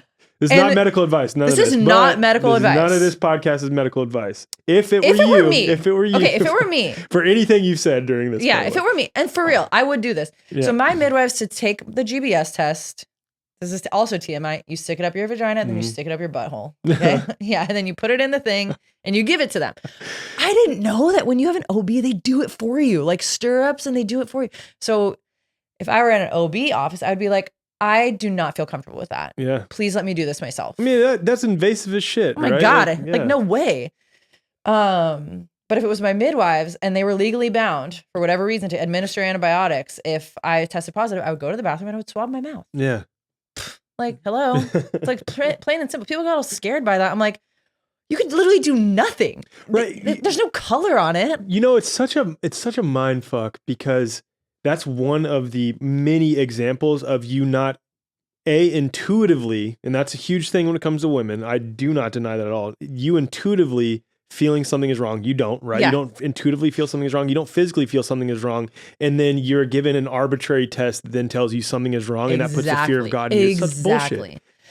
The last thing I just recently learned about GBS is with another midwife here in New Braunfels. I was a little like, ooh, what's she going to say? And she said, the test is total bullshit. And I was like, love you. And she said, the fatality statistics, if we removed preemies, would be next to nothing. Wow. Yeah. Wow. So if you have a full-term baby, the chances of them dying are extremely, extremely rare. Mm-hmm. Just like any baby born before 37 weeks, if you take them out of the statistics, it's like a non-issue. Wow. I was like, holy shit, no one knows that, or no one tells anybody that. So I had a 41-week baby. And it's just so crazy because the end result of that is that there are babies all over the place who have a horrible gut microbiome. Yes. Like that is just fucking crazy. It's crazy. Based on that. And it's just total bullshit. And then, if you're in the hospital, which 98.4% of women are, a lot of women have trouble breastfeeding. If they have a C-section, they have trouble breastfeeding. Breast milk is the thing that will help heal your gut. Mm-hmm. So many women don't have downregulated nervous systems, are in that fear stress response state. So breastfeeding is like a whole nother mountain to climb. It's not this intuitive, beautiful experience that I'm grateful I had. And so they don't get as much breast milk as they need. And they just go to formula because they're all freaked out. And it's like, they're just adding kerosene to this gut fire. And there's other ways around that too, right? When it comes, if like, let's say you're a woman who can't produce enough milk, which happens, right? Totally happens. You can get donor milk all over the place. Yeah. There's like Facebook groups for that. There's websites for that. You can get donor breast milk pretty much anywhere. Yeah. So GBS is a super controversial.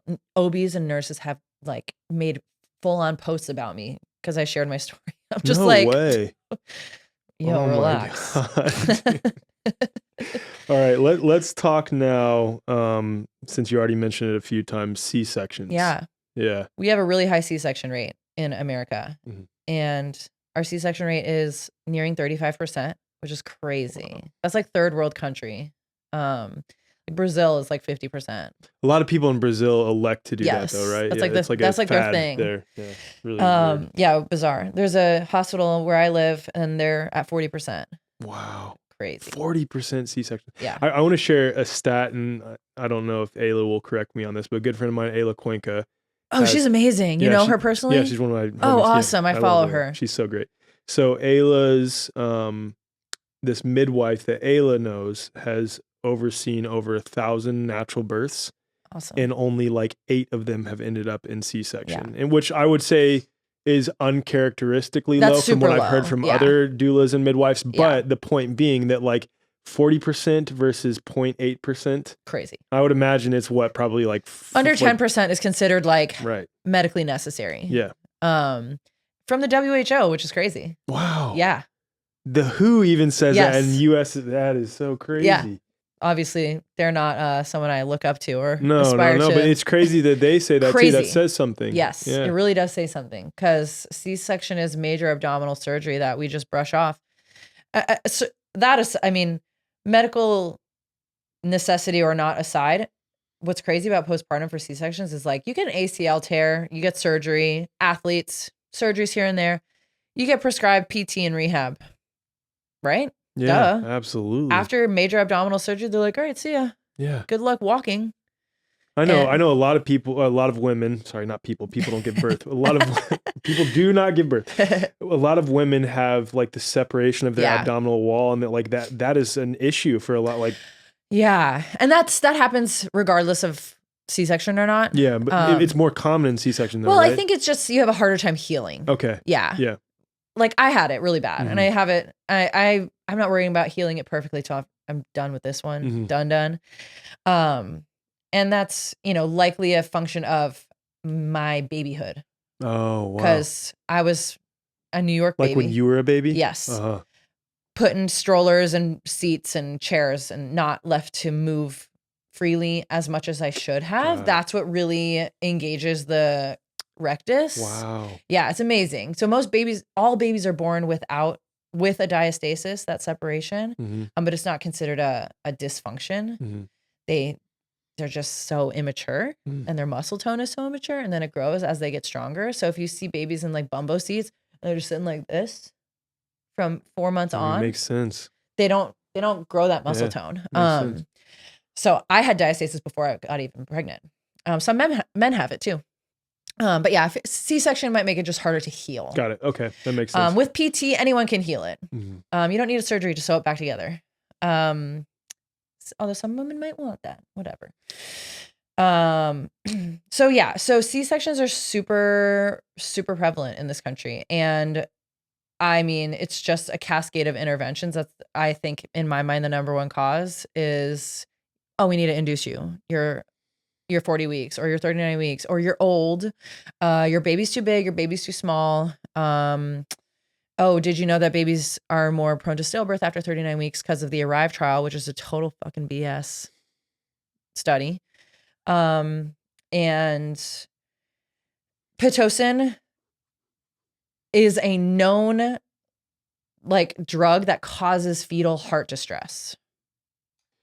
I've heard several women say that when they had Pitocin afterwards, the doctors reported that the baby's heartbeat had slowed down. Yes. Yeah. So Pitocin is a uterotonic drug. So it causes contractions and it goes from 0 to 60 real fast. So there's no early labor. They can try and pretend mimic early labor, but the contractions are strong no matter what when you're on Pitocin. So the baby doesn't get that natural, gradual, we're doing labor now. They don't adapt well. Because the natural version of that is just oxytocin, right? Correct. Yeah. Whenever I go to a hospital and I see oxytocin on the bag of Pit, I'm just like, that's not what that is. That's Pitocin. That's You're Pitocin. A liar. Yeah. So babies' heart rates naturally decelerate during a contraction. You're being squeezed super, super tight. You can imagine that's going to drop your heart rate. But what they're hearing for and what midwives do with their Doppler is make sure it jumps back right up. So you're in the 140s. Maybe when you have a contraction, it's 100 or 90. Normal, but we want it to go right back up to 140, which tends to happen in natural birth. Pitocin birth, I would say it's like 50-50. Some babies do not recover when they're on Pitocin. Their heart rate stays at the 100 or 90. And they're like, well, we need to turn the Pitocin off because your baby's not doing well. But you induced me at 39 weeks. I'm not ready for labor. My body's not going to go into labor. So then they say, oh, we need to do an emergency C-section to get this baby out. Pitocin, just a cascade of things. Pitocin is crazy. And epidural doesn't cause fetal distress in the way that Pitocin does, but it can slow down labor. And they'll tell you, oh, epidurals don't slow down labor. It's like, you're literally numbing my body from the waist down. Like, yes, it does. Doesn't for everybody, but it can. Women can't feel when to push with their contractions or breathe through them. Exactly. So they'll be like, oh, your contractions were 5 minutes apart, but now they're 8 minutes apart. So we got to do Pitocin because you've been here for too long. So it's just this cascade. And then it ends in a C-section. And all these women say, I had an emergency C-section. I'm like, that was what's considered an emergency, right? It's hard for me to even know what a true emergency for a C-section is. Like, it would be like a catastrophe situation. Like, so something called a non-stress test, which is where you pass 40 or 41 weeks, you go get like a detailed ultrasound, and just fetal monitoring for a prolonged period of time. Nothing crazy, maybe 30 minutes. And if your baby has a D cell, they're going to be like, oh, you got to go get induced right now. This has happened to multiple friends of mine. But D cells can be a variation of normal in utero. It's a heart rate deceleration. And if that were me and I had a D cell in my non-stress test, I would be like, I am staying here for 5 hours, hooked up to this fetal heart rate monitor, and I am making sure that was a one-time thing. If it continued to happen, I would elect for a C-section because I would be like, I don't want to risk this not going well. I will get a C-section because my baby I'm not on any drugs right now. My baby's having multiple D cells. Let's do this. Let's just go right now. And people look at me like, what? You would choose a C-section? I'm like, of course I would. I believe in life-saving care. Yeah. And that's where allopathic medicine is great. And 100%. Then that's where it's also like the understanding that each woman is different and that's your choice to what to do with your body. Right? Exactly. Yeah. Like, if I knowingly am going to have ultrasounds and monitor my baby's heart rate, I'm going to make some different choices.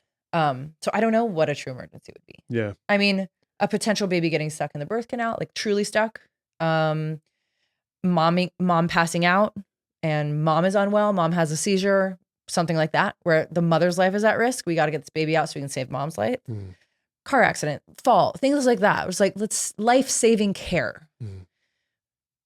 Induction, cascade of interventions is not an emergency per se. It is a created negative situation. Yeah. It's not a true emergency, but they're not going to just stop the drugs and let you go home because you're on their turf, and they don't do that. What about women who, like, again, it's their prerogative, their choice, who elect to get induced early? Like, what are your thoughts on that? Most of the time they're misinformed. And it's just sad to me. Yeah. Because most of the time, early inductions do not end well. What do they say is the reason typically? Because I don't know. So many things. Gestational diabetes. Age is one of them, right? Yes. Like if you're an older woman, they'll say that like your body you need to be your placenta is not good. Which is such bullshit too. Completely. Yeah. So gestation. I have two friends that are, one's 45, the other one's like 42 to 44 that have had like perfectly healthy babies that are totally fine. Don't be a vegan. Amen. Pretty much. You know what's crazy? A-List says the same. Like, I for this podcast, I've interviewed people across the dietary spectrum. I have an interesting perspective on diet, but whatever. Setting that aside, Ayla Cuenca says the same thing, and I would agree with this too. That like, she said that gestational diabetes appears more often in women, even if they're super organic, eating just fruits and vegetables organically, or like even supplementing to some degree, in women who are vegan during their birth. It's weird how like super obese women tend to have fine births. Wow. It's crazy. Like, I'm like, you are just living on McDonald's. Holy shit. But you're getting protein. Yeah. Now, super unhealthy. I don't advocate for that. Yeah. But gestational diabetes is a reason they'll tell you need to get induced at 37 weeks. Terrible. I hate that test too.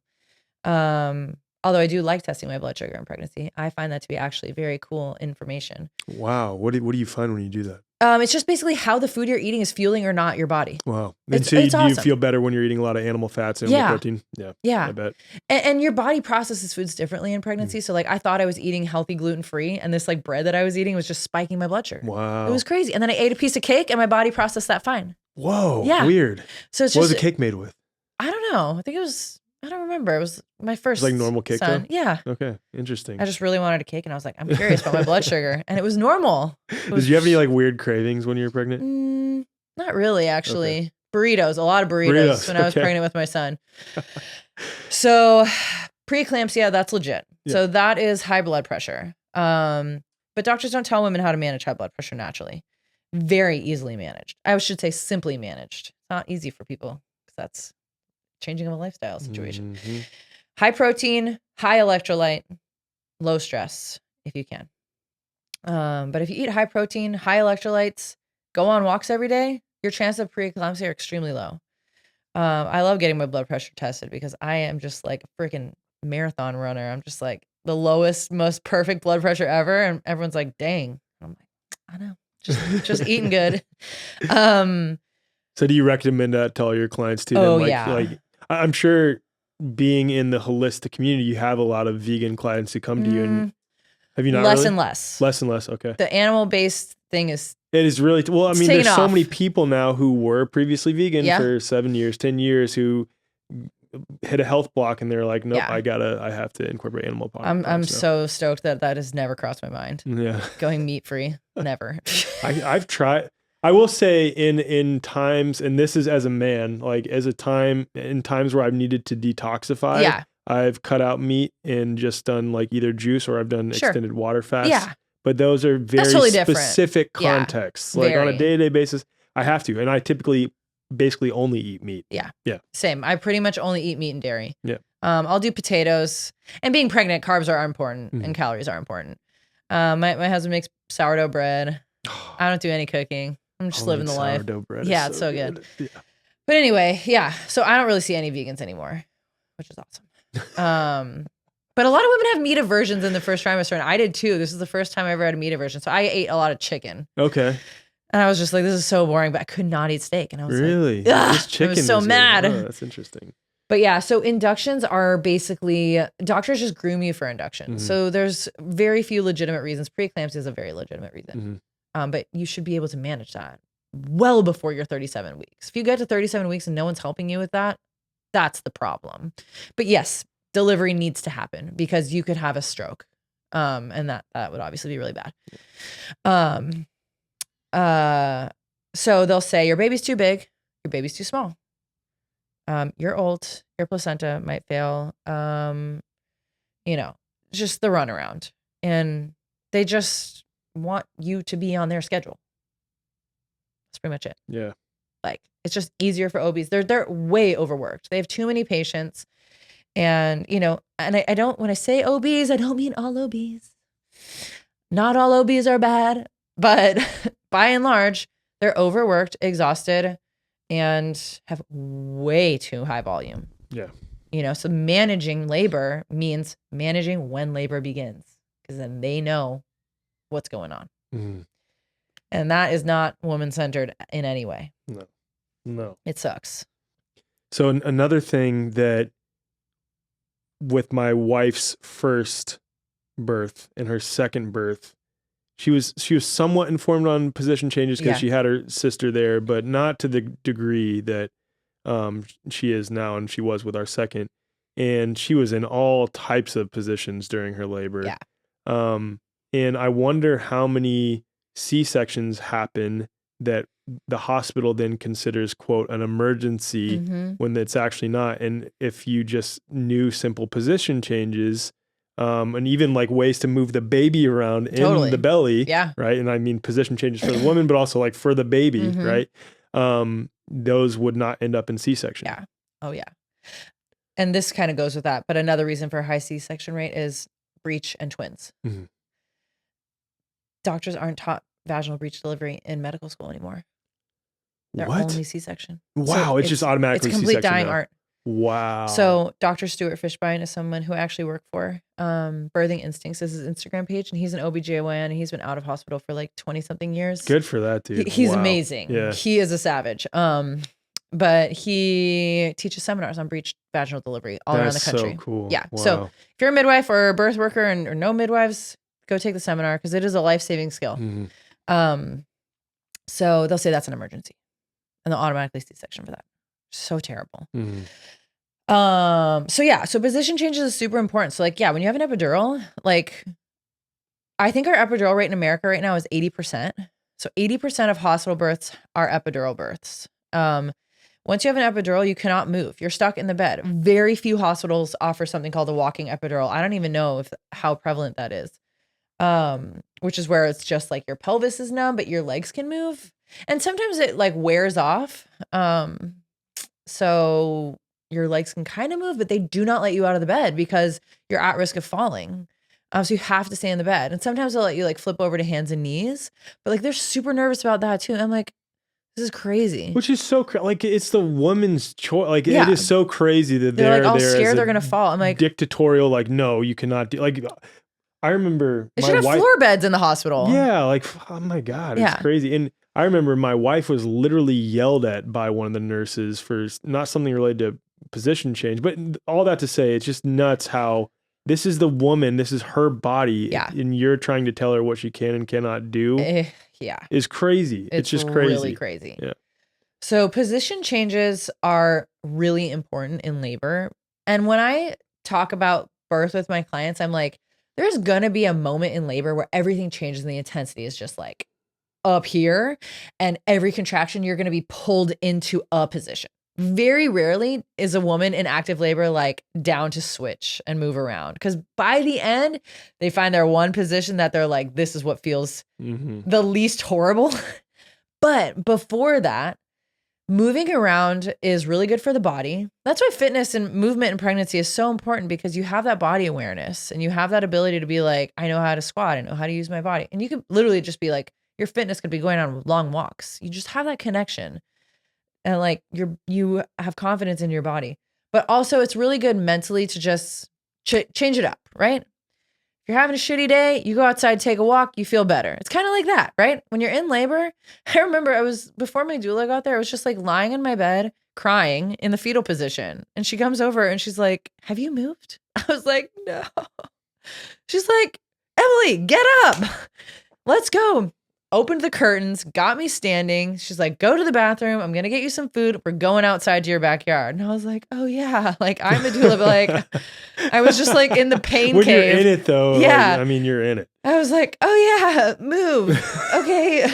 All the stuff you teach your clients too. Totally. Yeah. So I like needed her because my husband's just, trying to just make sure I'm like, okay. And so position changes are really helpful. It makes time go by a little bit faster. It makes you kind of like take a breath and like, yeah, okay, like turn my brain back on for a second. Let's move somewhere else. But it's also really good just for the process. Your pelvis, like if you're sitting like this, your whole labor, you need to open up. You need to move. You need to squat, right?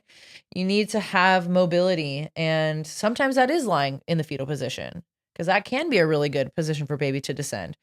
And then if it's like not progressing, we're going to stand up for 30 minutes. I like to move every 30 to 60 minutes and just be like, let's just try something. The toilet, great laboring position. You naturally relax your pelvic floor on the toilet.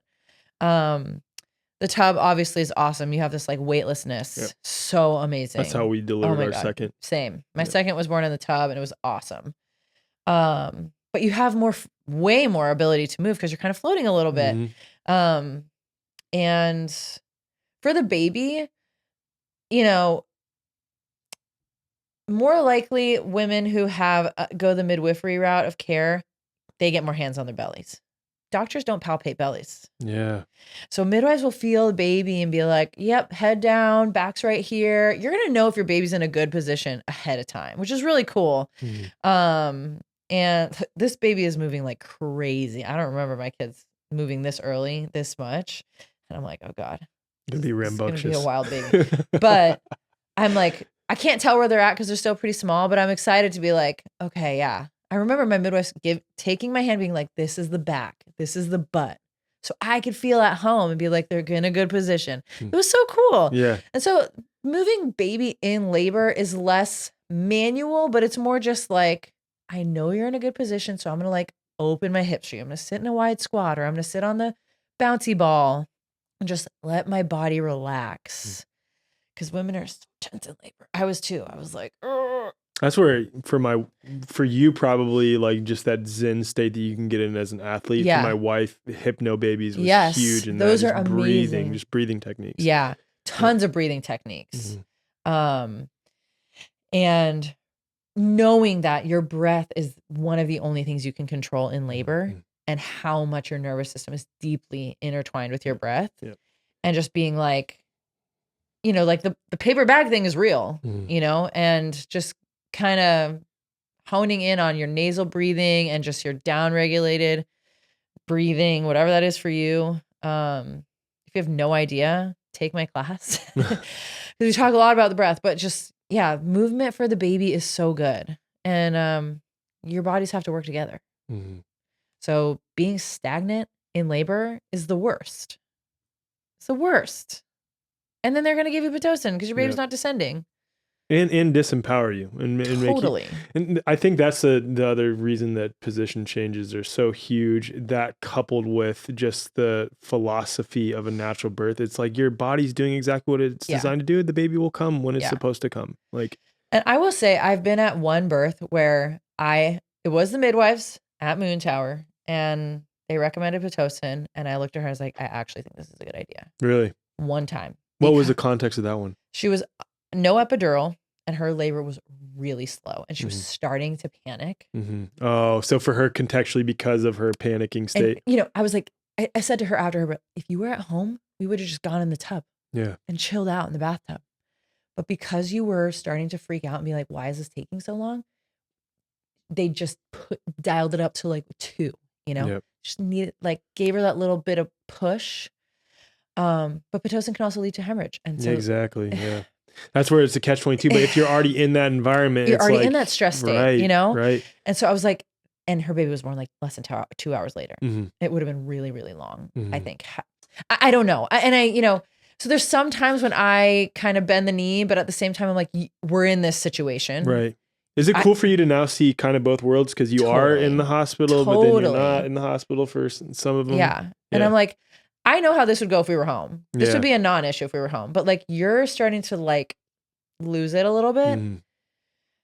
Rightfully so. She's just exhausted. She's like, I said, if you don't do Pitocin, I think your baby will be born in 12-ish hours. She was like, hell no. I was like, if we were home, you'd be in your own bed. You could turn on a movie, go in your bath, chill, eat food, like do your own thing. Yeah. Like Pitocin transfer to the hospital would literally not be a thing if this were a home situation. But because we're here and because you're on the clock, and her midwife was really cool. Her water had been broken for a week. Oh, wow. They're worried. Like, I think this is the right call. Oh, wow. And she was like, okay. And so she had an epidural free birth, and it was amazing. And that was a midwife who didn't use gloves, and it was beautiful. It was actually on the day of the solar eclipse. Oh, that's pretty rad. It was very That's cool. really cool. So anyway, like, there are times when I'm just like, when you're in those medical settings, you're already subject to their shit, right? So it's just going to be like, how do I make this the least traumatizing for you emotionally, physically? Like, I don't like that I'm going to agree with their decision to use drugs, but I think emotionally this is the right call. Right. Yeah. You know, so it's really hard. It's that context of they're already starting to freak out and they're in an relatively speaking, an unwelcoming environment. Exactly. Right. And that's the thing. Like, and she got freaked out into not doing a home birth because she's 38. Oh. Yeah. What do you think? I mean, that's something that always has come up for me. Do you think that a lot of the times people are, this is kind of a rhetorical question. I think I know what your answer is going to be, are still doing the hospital birth, but wanting it to be a more natural hospital birth just based on conditioning? Oh yeah, 100%. Yeah. Because we're conditioned to believe that the hospital's safe. It's where you go. Yeah. If there's an emergency. We have been programmed to believe that birth could turn into an emergency at any moment without anything happening. It would just be like go from 0 to a catastrophe. And it's like not like that. at Well, all. because we look at it as a medical procedure. Yes. It's not a medical It procedure. just ties back exactly into like the Rockefeller medicine, the changing of the tides, you know. There's no ancestral wisdom, there's no matriarchy in hospital birth. And it's all medicalization. And so like my midwife now, I love her so much. She's in Austin. Her name is Lauren Foreman. She's phenomenal. She is a certified nurse midwife. So she has I'll have to interview her too. She's phenomenal. Okay. Hospital experience. And then she like specializes in mental health also for moms. Great. So she got her psychiatric nurse practitioner as well. So she's like deeply in the medical school situation, and she like is like gets it. Oh yeah. That's awesome. Oh yeah. And so I was always told that CNMs were the people you don't want to do home birth with because they're medicalized. The two midwives I love the most in Texas are CNMs. Wow. They've left the hospital and they get it. Now, I haven't worked with every midwife, and I love all of the licensed midwives here who are just professional midwives. They're called CPMs. But I've noticed that many of the CPMs are just a little more nervous. Really? Or just seem to be a little more like hands-on. I should say that. They're a little more hands-on. Do you think it's because they feel that they have to make up for their lack of like, quote, formal certification? No, I think it's just like all midwives have the fear of licensure being taken away from them. Yeah, I'm just like, I would never. I know Texas is pretty bad on that too. And the only reason I know that is because my daughter was born in Texas in 2021. Yeah. So Texas is one of the most free states for midwives, but they still have they're still regulated, which sucks. If I were to be a midwife, I would never be licensed ever. No way. Yep. That's where you understand common law and you're good. You're totally good. Exactly. You don't need any of the government or any of the medicalized, none of that shit. Totally. Nonsense. But I've said to her, I was like, listen, I'm a third-time mom. I know exactly what I want.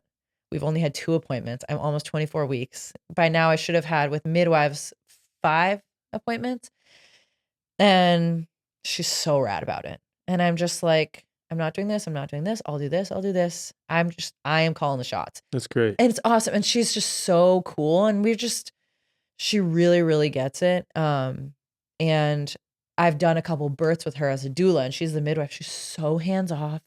And I'm like, for someone who's so hyper medicalized, you would think this is exactly what we need. Someone who understands true emergencies. I am paying her for her emergency care. I'm not paying for her to catch my baby, you know? I was like, don't touch my baby. I am catching my baby this time. She's like, cool, I love that. Did you do that with your daughter? I did not. I didn't catch the first 2, which was fine. Yeah. My husband kind of caught them. I was like, I'm catching this one. And women need to feel safe to be the shot callers. That's what it's an empowerment thing. Yes. It's like empowering women to understand that their bodies know, like they know what's best for themselves, and their bodies know how to do this. We've been doing this for forever.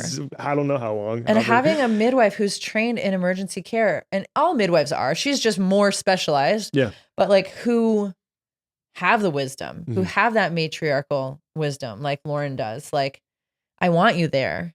I want you to tell me everything's good so that I can do my thing.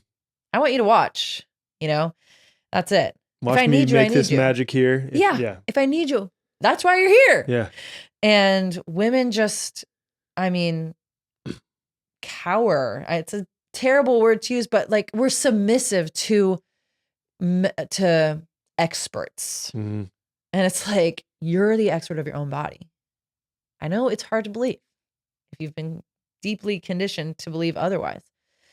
But like when I didn't get the COVID vaccine, my parents, my dad especially, would like just losing his mind. And I'm like, I'm trying to get COVID right now. I want to get sick.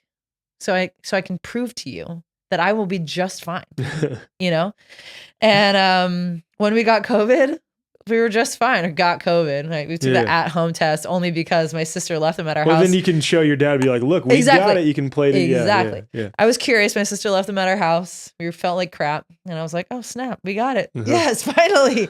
But it's like, I believe that my body could heal just fine. Right. My kids, I don't know if they got it. They seemed a little sick. We didn't test them. But it's like that same belief for the women who are like so anti-COVID shot to be like, Oh, but I gave birth at a hospital. No shade if that's your choice, but why? Yeah, right. Right. You know, if it's a financial thing, totally get it. You know, if it's like a legit reason where your insurance is going to cover 100% and you can't pay for a midwife, I get it. That sucks, but that's reality for a lot of people. Yep. But why do you think that's safe? Right. I don't get it. Yeah. It is crazy. And it's like it's a split. It's trusting your body in one respect and then saying, I don't trust my body to do exactly what it was designed to do in another context, which is, it's all based in conditioning though. Yeah. And you know, not all home births end well. So there is that. And that scares people too. And that is definitely reality. One of my friends just went for a VBAC and it ended in a repeat C-section. I've had multiple clients where it just didn't go well. And they ask why all the time. And I'm like, I don't know. This is your story. Yeah. And you have to grow from that somehow. And that's really hard. I bet that's tough, especially because they want to. They want feel it so empowered. bad. Yeah, they want. I said, but you made the choice from the get-go. Like you believed in yourself. This is why we have life-saving care. Yeah. You know, you can't beat yourself up. Not everything goes perfect, even when you try. And so it's a tough situation for a lot of women. But there was an amazing study that came out in 2021 that was done with 17,000 intended home births, and 89% were completed at home. Oh, wow. Yes. Wow. Incredible. 93% vaginal delivery, 7% C-section rate. So there's a small 7%. transfer.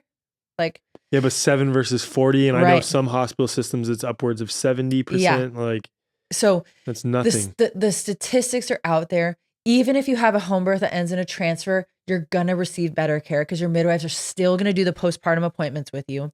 You're still going to get amazing postpartum care. And you believed in yourself. And that is what's the most important thing.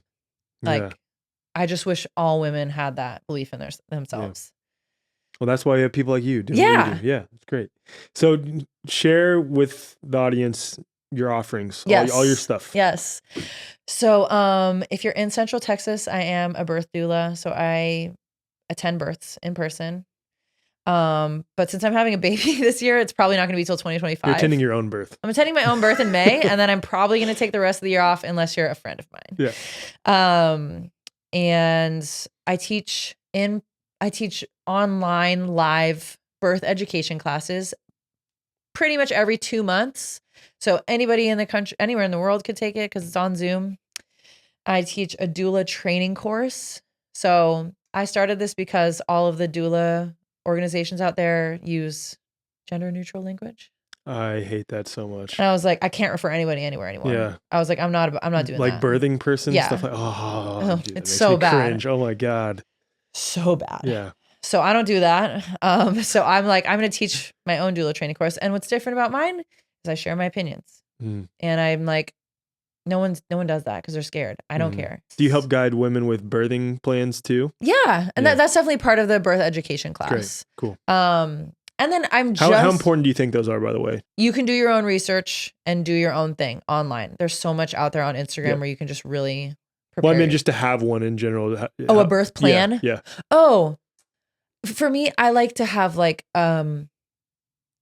I like to think of it as my birth desires. What do I want? It's like, for me, I knew what I didn't want was the hospital, right? So I do this exercise that Lindsay actually taught me, was literally just draw a circle on a paper, put everything you don't want on the outside of the circle and everything you do want on the inside of the circle. That's your birth plan. Yeah, and this is your bubble this of protection. What I want. This is my bubble of what I want. Right. So we're going to stay in the circle. That to me is honestly all you need. Hospital birth, you might want to plan, but they don't care. Yeah. Your birth plan should be stay at home as long as possible. If you're going to the hospital. That's the plan. That's what I'm like, first time moms, like, if you feel the urge to poo, then we should go to the hospital. Like, are you freaking serious? I'm like, yes, I promise you'll get your unmedicated birth if you do it that way. Yeah. I was like, all right. If you go right when your water breaks, which is what a lot of people do, that's where the cascade starts. Oh yeah, big time. Yeah. I'm just starting a postpartum monthly mom meetup on my Patreon. I started a Patreon in 2021, didn't really do anything with it. And I'm like, moms want community. So I'm starting this just virtual meetup once or twice a month. That's we'll throw all those in the show notes. Yeah. Too. Yeah. That's awesome. Cool. Well, this has been an awesome conversation. Thank you so much for I hit having you up me. because I wanted to just cover basically Do it everything all. that I said in that tweet. Yeah. Like, hey, I want to show everyone all the things that are wrong with Yeah. birth in the hospital context. Because again, then it's like, okay, so if not that, then what? And Yeah. it's like birth in a place that you are comfortable in a context that you are Yeah. comfortable in outside of that medical nonsense. Yeah. And your body will do, in most cases, in the overwhelming majority, 89, 93%, Yeah. exactly what it is supposed to do. Yeah. I do actually want to say one thing because I know we didn't really get into ultrasound. Oh, shit. Yeah. No, but Let's- I'll just finish with this Yeah. because I'm not an expert on all of the reasons why ultrasound is bad. I do have my own stories. But Weston A. Price just put out an amazing blog on ultrasound. So I will send you the link and Put that in the that's show notes. and put that in the show notes because honestly, that's all you need to know. Yeah. I would imagine it makes sense. It's that is emitting a certain amount of harmful non-native electromagnetic fields that in, if you have multiple instances of that with a growing baby, it's probably not like good they use for the health. ultrasound and PT to like manipulate tissue. Yeah. It's like probably not good for your health. Yeah. So Weston A. Price Foundation, incredible blog. I tried to see if they had a podcast about it, but it's just a blog, super easy to digest information. Hilda will interview someone so about good. it soon. Yeah. Thank you so much for having me. This is this awesome. is awesome. Yeah. So Thank you, awesome. Emily.